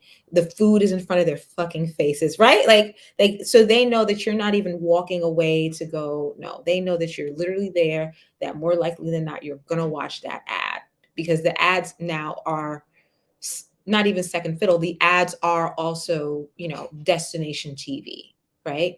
So if we, like 2018, that was the conversation, you know, hashtag I'm with Cap. If we boycotted Steve, Pink, for the Blacks, would it actually then have that much of a financial reverberation? I mean, like how, you know, what is a chess move that we need to make? Steve, Pink, for the Blacks, what say you? And you did direct a Super Bowl commercial, correct, or something of that high caliber nature? Yes. First of all, Steve Pink here for the Blacks. It's great to be back on your stage, and I was Dr. John Carlos interview as well. He was brilliant, and I was happy to.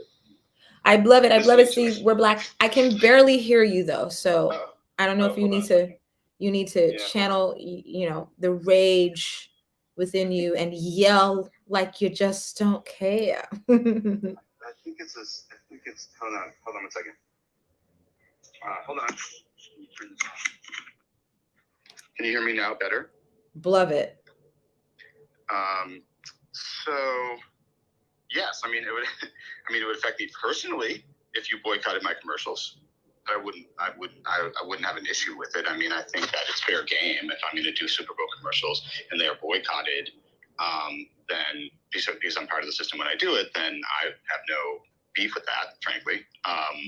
But I think it's hard to tell whether it would have, you know, boycotts have always been problematic in terms of their effectiveness, just because the system is so entrenched. As you know, I mean, you know it better than you articulate these things better than me. But it's like, you know, we're in a late stage capitalism, and the system is going to, you know, do what it's going to do to, you know, continue to generate the foundation on which it exists, which is the flow of money. So it's always hard to tell whether boycotts will have, you know, any real effect in the long long term. That doesn't mean we shouldn't keep doing them and trying to keep it top of mind. But but how, is there something more effective we can do, to me becomes the question. And of course, I don't have the answer. Eat Gat's brain. That's from Animaniacs. That's from Pinky in the Brain, because you're Steve Pink. I'm super verbose. I know. I have to figure out how to say things. Stop being deprecating. That was not the issue at all. I'm not talking about you. I'm talking about fucking the solution. Damn it. Like, what you said earlier was so interesting to me, and it was, of course, made me sad. And that is that if we are all so conditioned, how do we deprogram? I don't know. It's so hard, because you're like, wow, think of even just when we think about personal habits, when they have nothing to do with the larger world, it's so hard to break a habit. It's so hard to decondition yourself to whatever, not eat French fries, that's mine, not do other stuff. So how do we do it as a community? How do we whatever, it's not a word, I don't think, decondition ourselves from this state in order to really promote change in a way that's sustainable? Well, Steve Pink for the Blacks, I'm gonna put you on the spot. Advertisers know how to program people. That's why I do what I do. I run, when I'm doing my characters and I'm doing, or when I used to be a teacher, I always thought to do it from the lens of the media, because the media does it better than anybody else. Like, you could be a plastic surgeon, okay, but people watch Botched on Channel E, and then will go tell their actual plastic surgeon what they want and how they want it. Because once it's on TV, it's real, right? So there is a way. It's not like people aren't already being programmed. They are, right? It's just that it's like by default instead of by design, right? So that's what I'm always interested in. How are these things happening by default, right? And how could we then switch that with intentionality to, by design, have the outcome we want? Because again, the advertisers know the outcome that they want. They want you to buy the shit, eat the shit, and we do, right? And it's very simple. I mean, I'm not in the world. I brought Lori Bullock. I don't think she was able to come, but she's like the head of some department at Gray, one of the biggest advertising firms, out there. And she has a great love of all things Black issues, but that I actually need to call her again and talk to people like you, because that to me is it. That's the sweet spot, right? What is the difference between a commercial and a public service announcement? A commercial is going to sell you a product. A public service announcement is going to sell you an issue or an idea that they want you to adopt, right? Don't do drugs, right? This is your brain. This is your brain on drugs. So there is a way to program people for what we want. It's not impossible.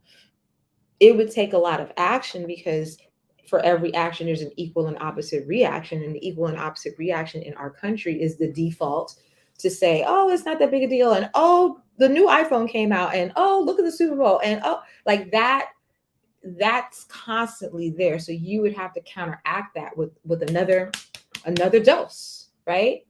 My brand for diversity consulting is anti-racist personal trainer.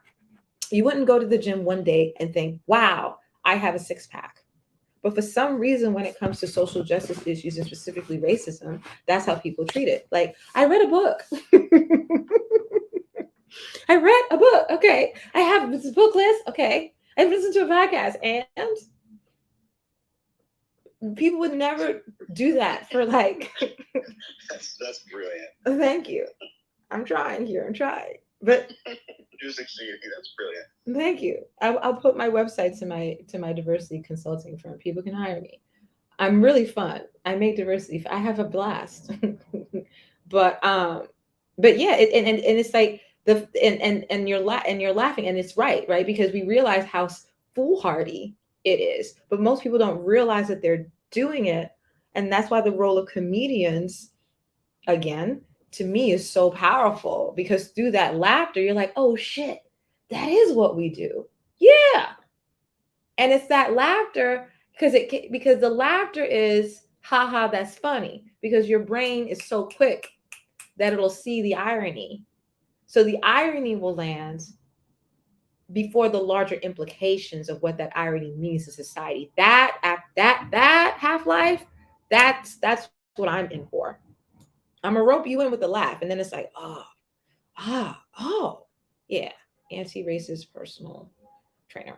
Yeah. So what say you about that, Steve Pink? Can we start to do some public service announcements? I'm serious. I will find you.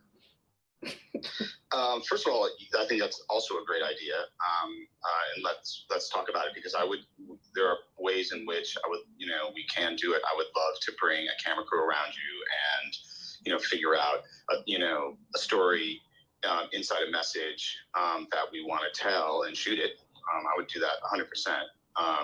I'm committed on this platform to that. Or in this platform, I commit to doing that because I think it's a great idea. I didn't realize when I started as a filmmaker, being young and thinking, I want to tell stories. Stories have meaning. They have kind of significant, idea or theme that you tell some kind of story that you want to resonate to a large group of people. And I didn't realize how quickly. And now that I'm directing commercials, storytelling becomes just commodified. So that's what commercials are. And they've gotten better at storytelling. And our brains are wired to hear stories and commune through storytelling. And so, branding obviously figured that out years and years and years ago and have gotten extremely good at it. So, as all of us are storytellers, yes, I think you are right. Telling new stories and different stories in an effective way. Whether it's through a dramatic narrative or it's through some kind of PSA or whatever, kind of medium you can tell it through. I think that's one effective thing. I don't know how you feel about Get Out, but Jordan Peele did in a single film change the landscape of Hollywood. Now, of course, you could say, well, Hollywood just saw the ability to now commodify a whole, new audience for storytelling. But then the question is, so what? Jordan Peele kind of single-handedly increased, people of color working in Hollywood by, substantial numbers. And to me, Get Out is brilliant. I'd love to hear your take on that. That was it. Yeah, your phone is. Story. Oh no, your phone is breaking. You're in the matrix a little bit. But I heard everything, and all the Blowers, Bloomsons, and Blexperts heard Steve Pink. Okay. For the blacks say that, because that'll help me out a lot, because I really need that. Like, I need someone following me around, because it's you think I'm hilarious on Clubhouse? Oh my God. Oh, I am a hoot. I am a hoot. It's so much fun. But regarding what you're saying about Get Out and an entire new subgenre of movies, because Get Out was so it was such a disruption from anything that was I come on now, that's genius. Oh my goodness, I loved it. Again, it's satire. We're Blacker from We're Blacker for the Blacks is that country club scene with Lakeith Stansfield, that whole that is So Jordan, he's biracial, right? And he gets it, right? He has, boom. Jordan has the black gaze. That's what that movie was. That movie was the black gaze. Get Out. Because it was all through the lens of Daniel's character, right? There's even the scene where his eyes blow up in his head, right? They get lost. It's the black. Yeah. Never thought about it that way. But I think movies and, like you said, storytelling like that is so powerful and can be a driver for people to think and be, and that's why there's the black arts movement, right? That's why Summer of Soul, you know, that whole era, you know, we're going to wear our hair the way we want to. Black is beautiful, you know. It's a thing. Well, this has been real. I love you all, Black. So there goes my anti-racist personal trainer. My website for any of you who want to hire me to do diversity training or to do public speaking about race and racism. I also do all indices of diversity. So gender, ableism. I'm big on ableism. I have a bachelor's of science in speech pathology. So I'm a big proponent for speech and hearing disorders as well. So that's that. And then I put a little subtle there. I'm not the best at like marketing myself. So I'm just like an idea person, like pop, pop. But I am on the cover of a book. So you all heard it here first. And it's right there. So if you look at my PTR, you will see that Black for the Blacks is in the media. I'm in the media. She's actually like, yeah, so it's actually real. This is the most official for Black for the Blacks has ever been. And I'm quite excited. Last time. What a shot. Amazing. Oh, amazing. Indeed. Yeah. So the last time I checked, it was number 37 in street photography books, like ranking in terms of sales. And clearly I have done nothing up until now to really start to promote it, just because like business wise, like I want to do drop shipping and I want to actually order some myself to then send out autographed copies and auction them off so I can actually raise enough money to do my web series. So there's all these things that have been in my head that's like, oh, okay, just put it out there. So yeah, so I don't get any proceeds from the book, but it is a dope book and I am on the cover. Well, not me. Black for the Blacks is, and you see her parasol, not an umbrella, is there. And it's about 300 pages. It's hardcover and they do a 2-page spread on me, like on my methodology, my praxis, how I came up with the character, the fact that I'm actually an educator. It goes into that. And the photographer is also great. He's on Clubhouse, Robbie Quinn. And he told me that he was, I think he's like even more excited than I was to be on the cover. And he said I was the only person in the entire book that's not a real person. Everybody else that he shot is called street unicorns. So everybody else he shot, again, it's New York City, you know, people walking around with like, you know, parrots on their neck.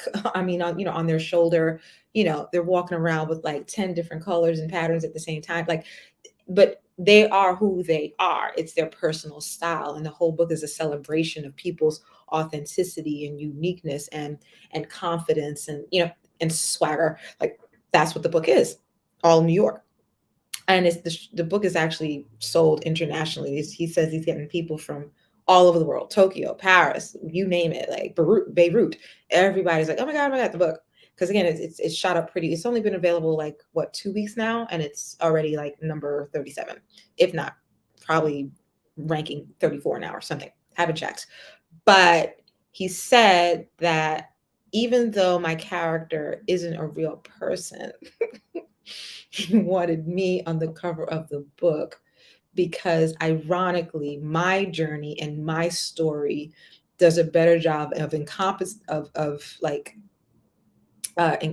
I can't think of the word right now, encapsulating the theme of the book than all the other people, because the story of how I become this character, but the fact that who I actually am is so much more like, whoa, like she's serious. Like that, yeah. He said that's why he wanted me on the cover.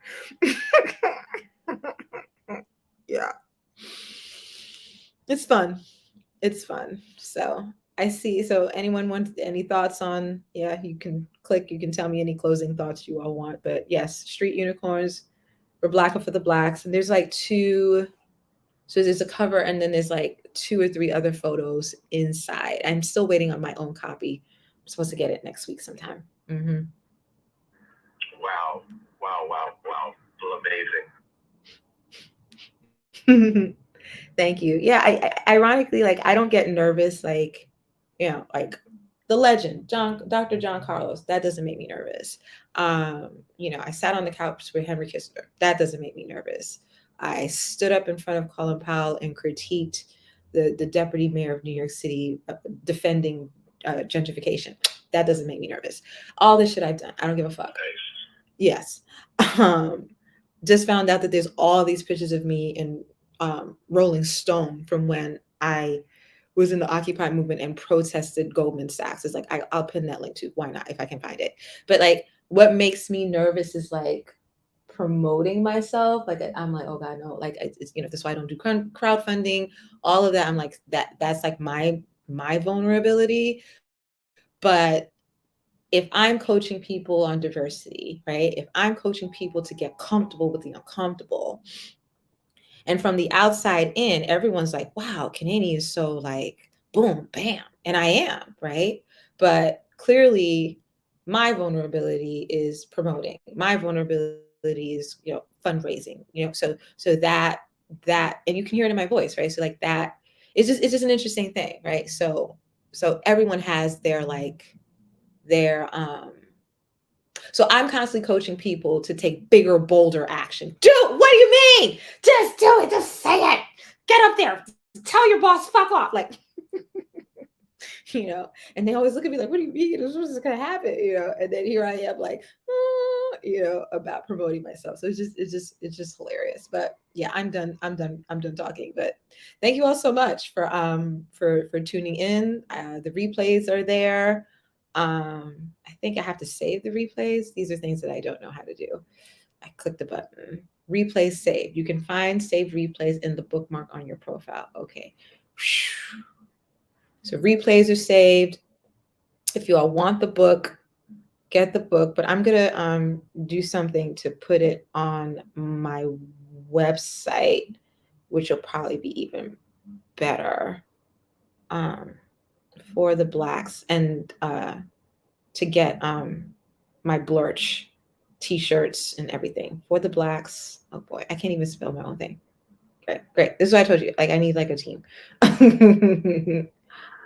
you really do. Yeah, it's sad. Seriously do. It's sad. It's sad. I don't want to. I don't want to be bogged down by little. You know what I'm saying? Like, I want to do. I want to do things like interview BLICONs. You know what I'm saying? I don't want to be clicking. No, exactly. Managing my website. Like, oh, please, somebody help, rescue me. Same. Yeah. So Steve, last word.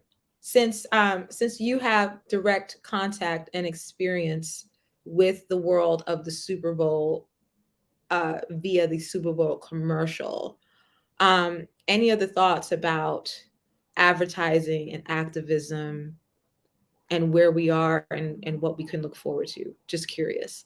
Horrible framing of a question, but make do. Well, I like what you were saying about, can you hear me? Hold on a second. We hear you loud and clear. Okay, good. I like what you were saying about counter messaging.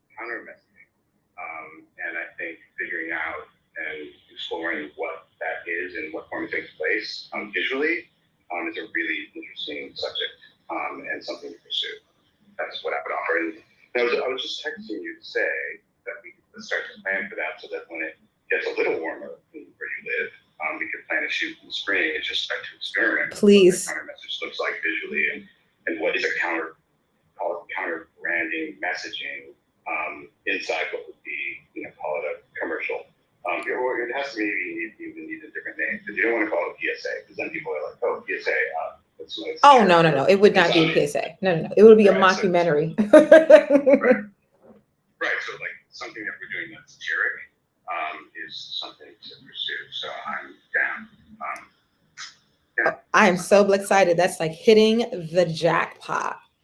Yes, because when I walk out as for the Blacks, it's like ridiculous. Like I literally, people follow me down the street. They want my autograph because again, like people are so conditioned to Hollywood, to stars, to the more you seem like you don't care, the more people think, oh, you must be really important. That's why when social media influencers take pictures of themselves looking down at their phone, it's like, because again, luxury is all about saying no to people. You can't afford it. You're not worthy, right? So same thing with Hollywood, right? This person is such a star. You can't talk to them. They're too busy.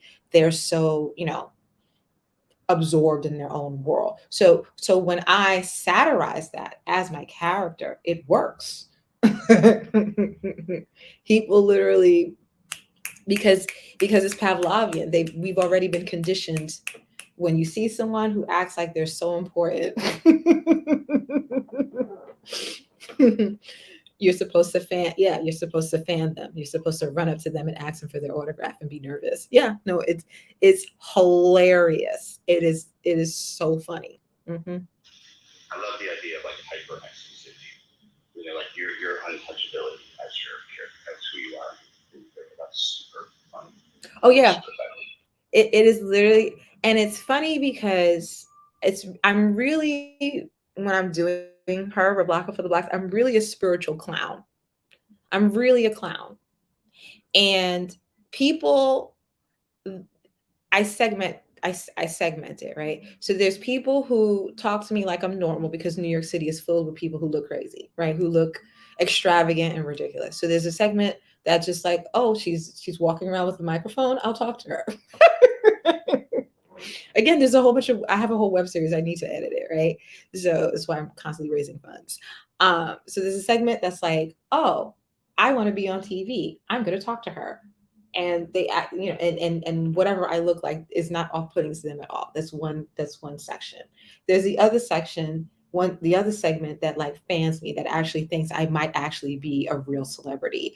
I'm Lady Gaga, not Lady Gaga because I'm Black, right? But they'll be like, is that Nicki Minaj? Like, oh, it's utterly hilarious. And then, wait, I'm sorry. Did you say you have a web series shot, but you need editing work? So you actually have it shot? Yes, it's a whole subplot. Yes, it's sitting in hard drives. We'll circle black. Yes. Circle black. Okay. Yes. Just rescue me from drowning in all of my content that is not out in the world. Yes.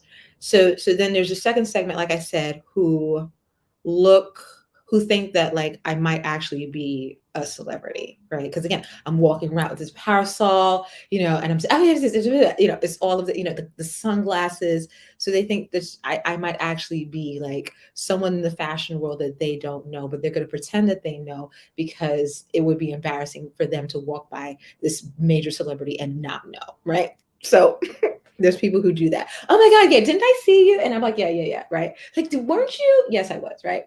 So there's that. And then there's a third sector, and it's usually children that look at me and they wink because they get it. They get the joke. And that I'm going to cry. Like, that's it. Yep. There'll be a certain and they'll look at me from underneath the sunglasses and go, wait a minute. And they see me for who they are. Yeah. And people will like, they're like, oh my God, I love you. And they get the fact that I'm a character, but they feel all of this love. It happened at Times Square when, I'm going to cry, when Biden won.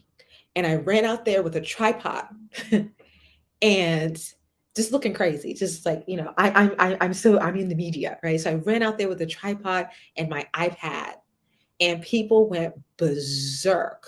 NPR shot me and featured me in their compendium of like, sights and sounds of Biden being elected.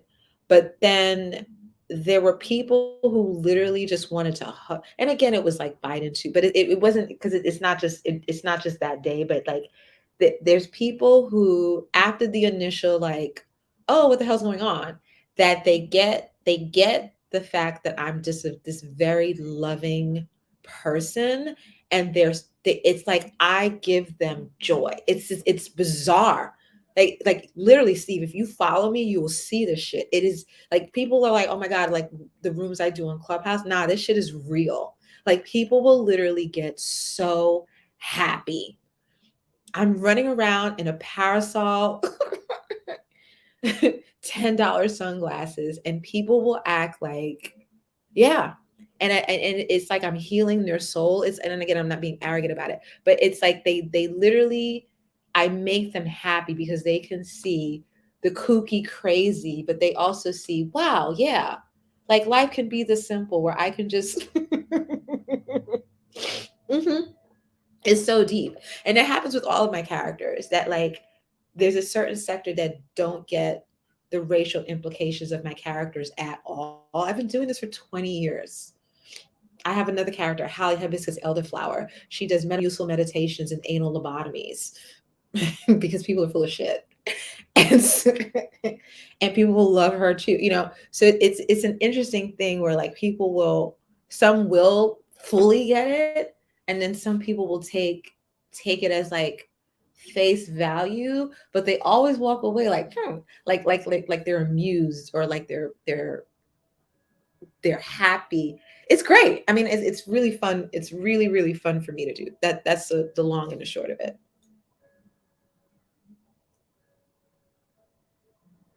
All right, well, I'm going to bring a camera up there. I'm going to wait for it to get warmer. We need some leaves on the tree a little bit. We need a bit of a spring look, I think. So do you want to do like when the magnolias bloom? Because the magnolias only bloom. I don't know trees. I don't know flora. Oh. Well, the magnolias that usually that's and I love the fact that everyone is still here, and I love you all black. And yeah, Jaquir was actually in my show that I did off Broadway. So March is usually like mid to late March, like after St. Patrick's Day. So the magnolias are like these really beautiful light pink flowers, and they're very distinctive. And once they're gone for the year. Like it's just like you'll get like 2 weeks, and it's like wow, and then that's it. And then because like you know it's that whole like magnolias, and then there's also the cherry blossom time, but that's all like late April, like to late March to like mid-April. And like I know you're Cali, right? So like New York in like April, March, April is probably like 47. Jaquir for the blacks. What's good? Okay, I'm gonna. I gotta jump out here, but let's talk and let's get going on it. Yes, super exciting. We'll figure out a time and like a temperature gauge that doesn't make you freeze. Okay, awesome. All right. I'm sorry to watch Jaquir. I'll see you guys later. Much love, big love, and talk later. Love it. Yes, Steve Pink for the blacks. All right, Jaquir, what's good? Hey, what's going on? Love you. I love you black, and like I've been like, oh man, what are we gonna do with that whole cast and that whole show? Like the Clubhouse people have no idea, like no idea that we act like Black Issues like actually has like live shows with like hundreds of people, like but I guess we can talk, Jaquir, about what you think we can do.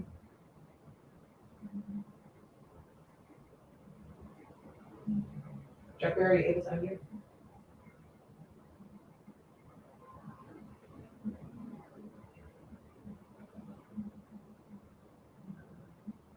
Jaquir, what happens? Okay, patience. Well, the long and the short of it is Jaquir is also an award-winning actor and poet. He's also amazing. Check out his Instagram. Are you able to talk now, quickly? Yeah. I don't know. I'm sorry. I didn't want to press the wrong button or something. How good? As long as you're It was just an amazing time, and I just thank you for just, having us, in that production and being in that space And I was thinking when we actually had brought up, I was like, man, didn't COVID just start like right after that? Yep. So for those of you who are in the room, Jaquir was LeBrian Seacrest. So he was our Black version of Brian Seacrest to interview the audience. As it were coming. By the way. It's really good. As they were getting their tickets checked and as they were filing into the show, which was totally sold out at 11:30 at night. And it was like 20 degrees. It was so cold that night. It was ridiculous. And that shit was sold out on the last day of Black History Month, February 29th, on the leap year at 11:30. Right? The goal was it was a Black History Month Black extravaganza. We were going to make the biggest deal of the last half hour of Black History Month on the leap year in New York City history. That was the goal. that was the goal. And people came out. It was freezing. So I guess I don't know what can we, I'm still in touch with Billy a lot. He actually called me about it. What are we gonna do about, providing the show or doing some version of the show? Bridget, a lot of them are would be down. D Barnes, yeah, because the clubhouse, my clubhouse audience, they have no idea about Black Educator, about the Black Academic, but these are actual characters and scripts and costumes and playing with audience. They have no idea. And yes, it was February 29th. So that a week later, I was supposed to go to South by Southwest, and South by Southwest got canceled.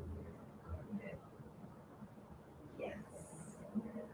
So our show was like one of the last opportunities to perform, right? But after that, New York City got shut down, COVID happened, and I've still been trying to recover ever since. Yeah, it was a great time. I was supposed to do that episode of the show, the Wheel Fight.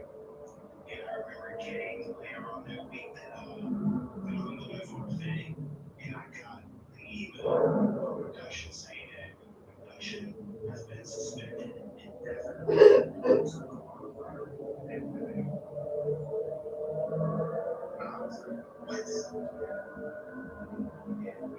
It was just mind-blowing.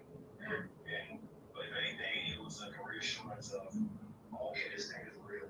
Yeah. Because remember, we were rehearsing, right? We were not like COVID, nothing. We were like, this shit's happening. Like, we weren't thinking, no masks. The show was sold out, packed. Waiters serving you. People were probably sharing straws and French fries at the same plate, double dipping in the mustard and the ketchup. Listen. Because it was dinner theater. Joe's Pub. Yeah, dinner theater. Well, high-end dinner theater for those. This is a $20 hamburger, okay, but shoestring fries is another 10, Yeah. Very high-end dinner theaters, I guess. So Yes, the Shake Shack burger is a shame. Price ones. yeah, like triple that. It's so crazy. Like, we were literally interacting with the audience. Remember that, Jeffrey? Like, you were up in people's faces with the microphone, so was I. Like, remember I had my whole entrance where I was lifted by, To this day, my favorite entrance, because you came in and it was like, I'm here.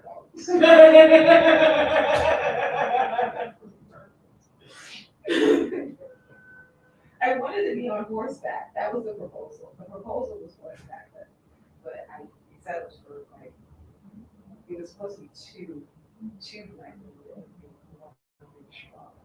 but we were literally like in, because that's why I do theater. I love doing theater in a very interactive, engaging, tangible way.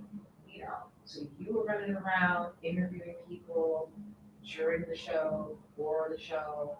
I was running around on stage, off stage during the show. Other characters will also remember Bridget's character coming in with a guitar at the end of the show, crashing the stage. Yes. And I think this is because I remember she's like, oh yeah, the thing you said you played. I'm like, okay. And then when I heard, I was just like, yeah. Oh, she's no joke. She's world class. She teaches at Carnegie Hall.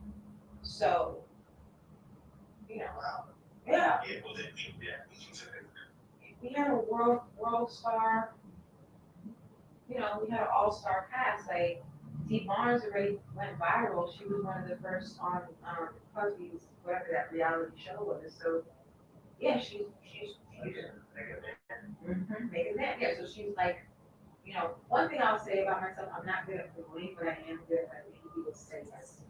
So like I was like, I have this idea, and you can't say no. So, but yeah, we have to think the time, day the time, because it already is. We have some time, right? After Valentine's Day, I think we can reach out because David reaches out to them a lot as well. We can figure out something because some of them are not all of them are on Clubhouse, but we can figure something maybe on Zoom, you know. But I think people need to understand the ecosystem. They have to figure, yeah, they have to enjoy the whole experience. People are not getting they think they're getting the whole experience, but there's a whole nother level of education to say so you're gonna meet in an activist thank you for Keisha. And I would say I actually think Lauren, amazing artist, human rights, and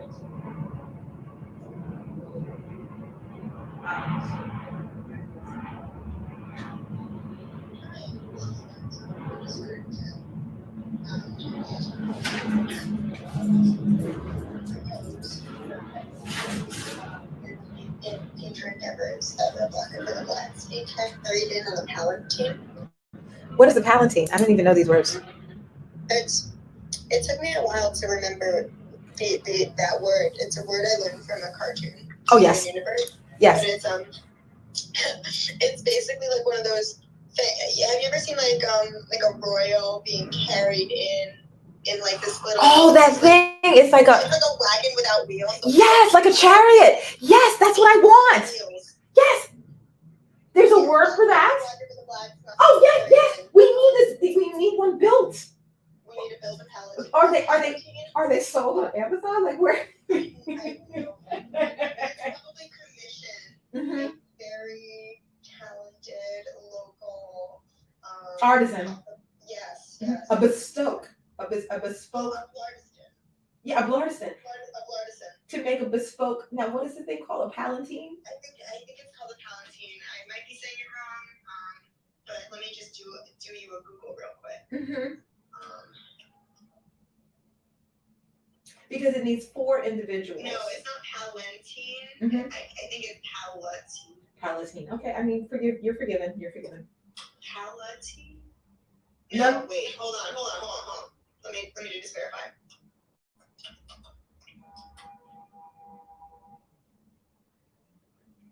Where's the image?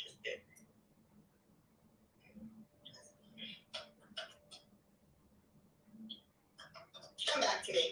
I'll come black. I'll come black, or you can just text me. This is in the bigger scheme of things in terms of issues and solutions. I can wait on the solution. This one is not as blurgent as some others are. And then I heard about the shooting, but I haven't turned on my TV, so I don't know, because I got the alert that there was like an actual shooting in LA near. I guess it's not that big a deal, but I saw it. I saw the alert. Hold on. I think I saw something of that. I think it was Kodak Black and someone else involved in that. Oh dear God. Let me see. Thank you. Let's see here. I'm scrolling through. What the? What? The news. So Betty Davis, the former wife of Miles Davis, that influenced Miles Davis to get into that whole like acid jazz and out of bebop. She died. I'm just scrolling. She died on Wednesday. Not one. Oh, I hate America. Like Betty Davis is a badass musician, visionary.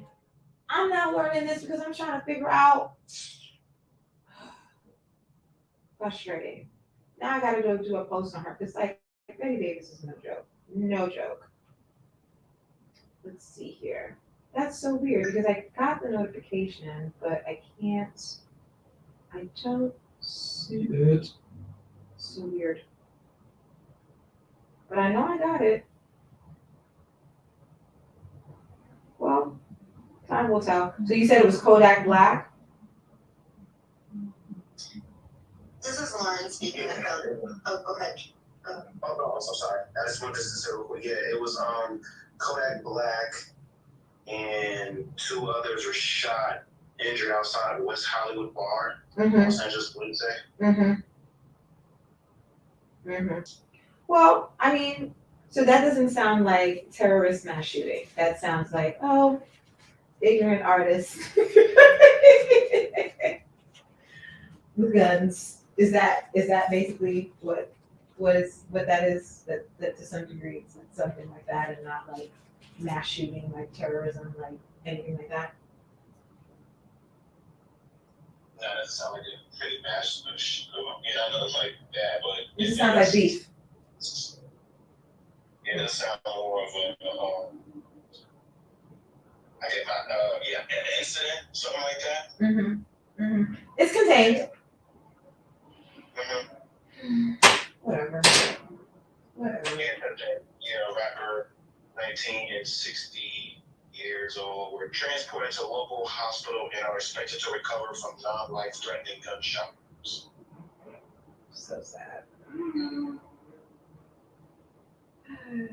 It's 90 degrees out there, so.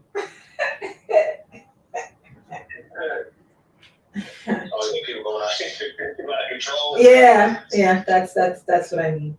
That's basically, that is the, that's it. Because like Harlem, I mean, like right now, all of my windows and all of my doors are closed, so you can't hear. But like, I can hear motorcycles for hours now.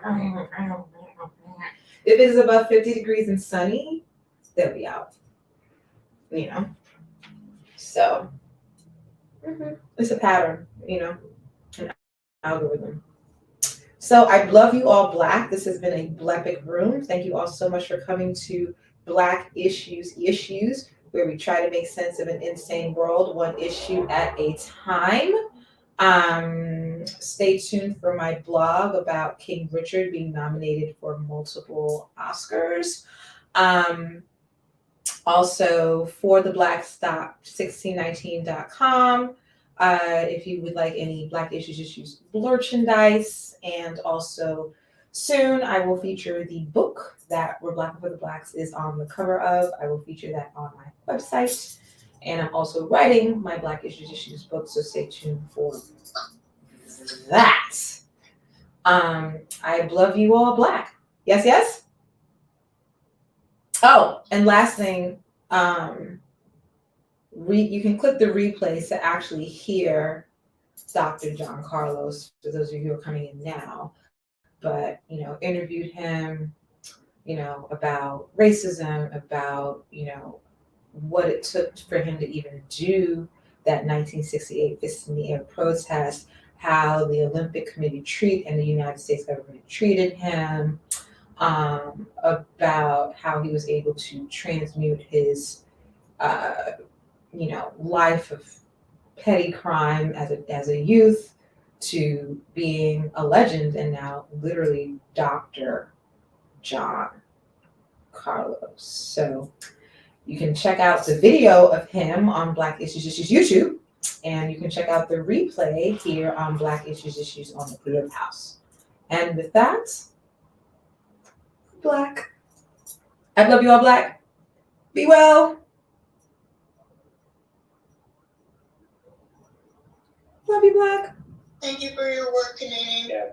Aww. Yes, thank you for everything. Love you all, Black. Yeah. It's a lot. Kisses no COVID. Kisses no COVID. Kisses no racism. Kisses no knees on necks. Kisses no Cuomo nipple rape. Kisses no Cuomo nipple rape. Kisses no, hiring 2 Black NFL coaches because the NFL got sued. Like, I mean, the games that are being played beyond the football game. That's the issue. The issue, and problem. So with that, Black Issues Cash App, Black Issues Venmo, Black Issues YouTube, Black Issues Instagram, and soon the Black Issues book. I love you all, Black.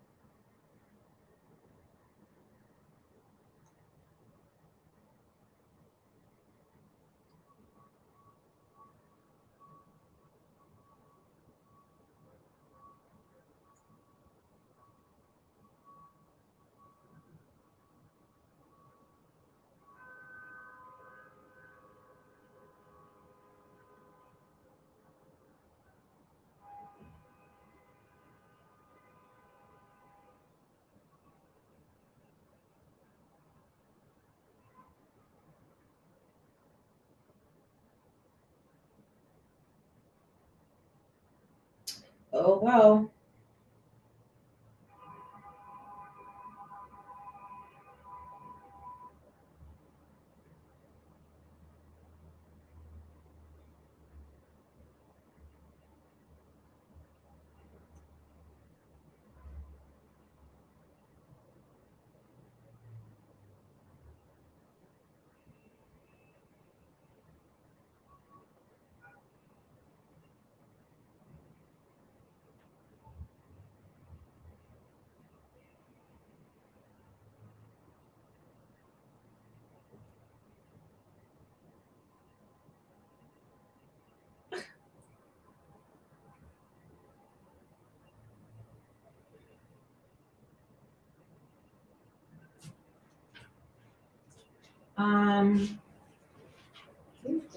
You need to finish today, right?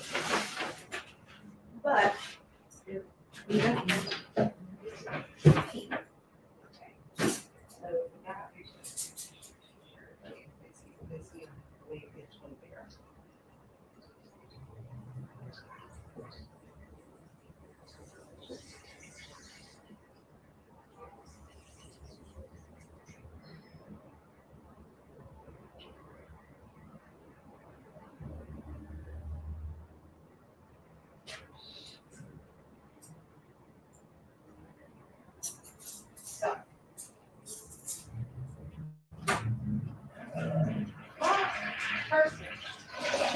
First thing, Kanene, you gotta get orchids. You gotta get orchids.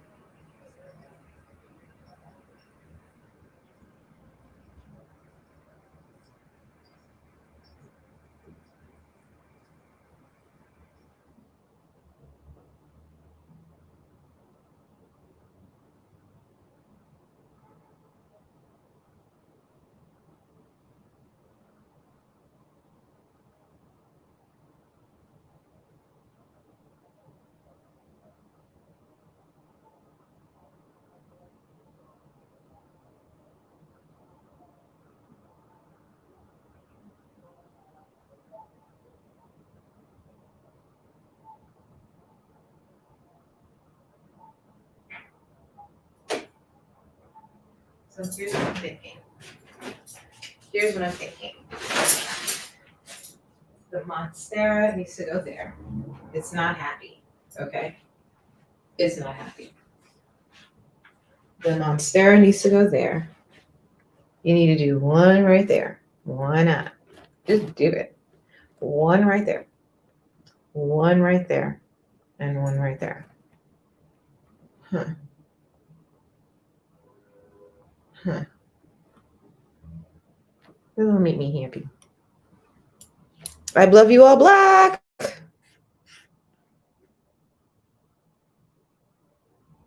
For the blacks.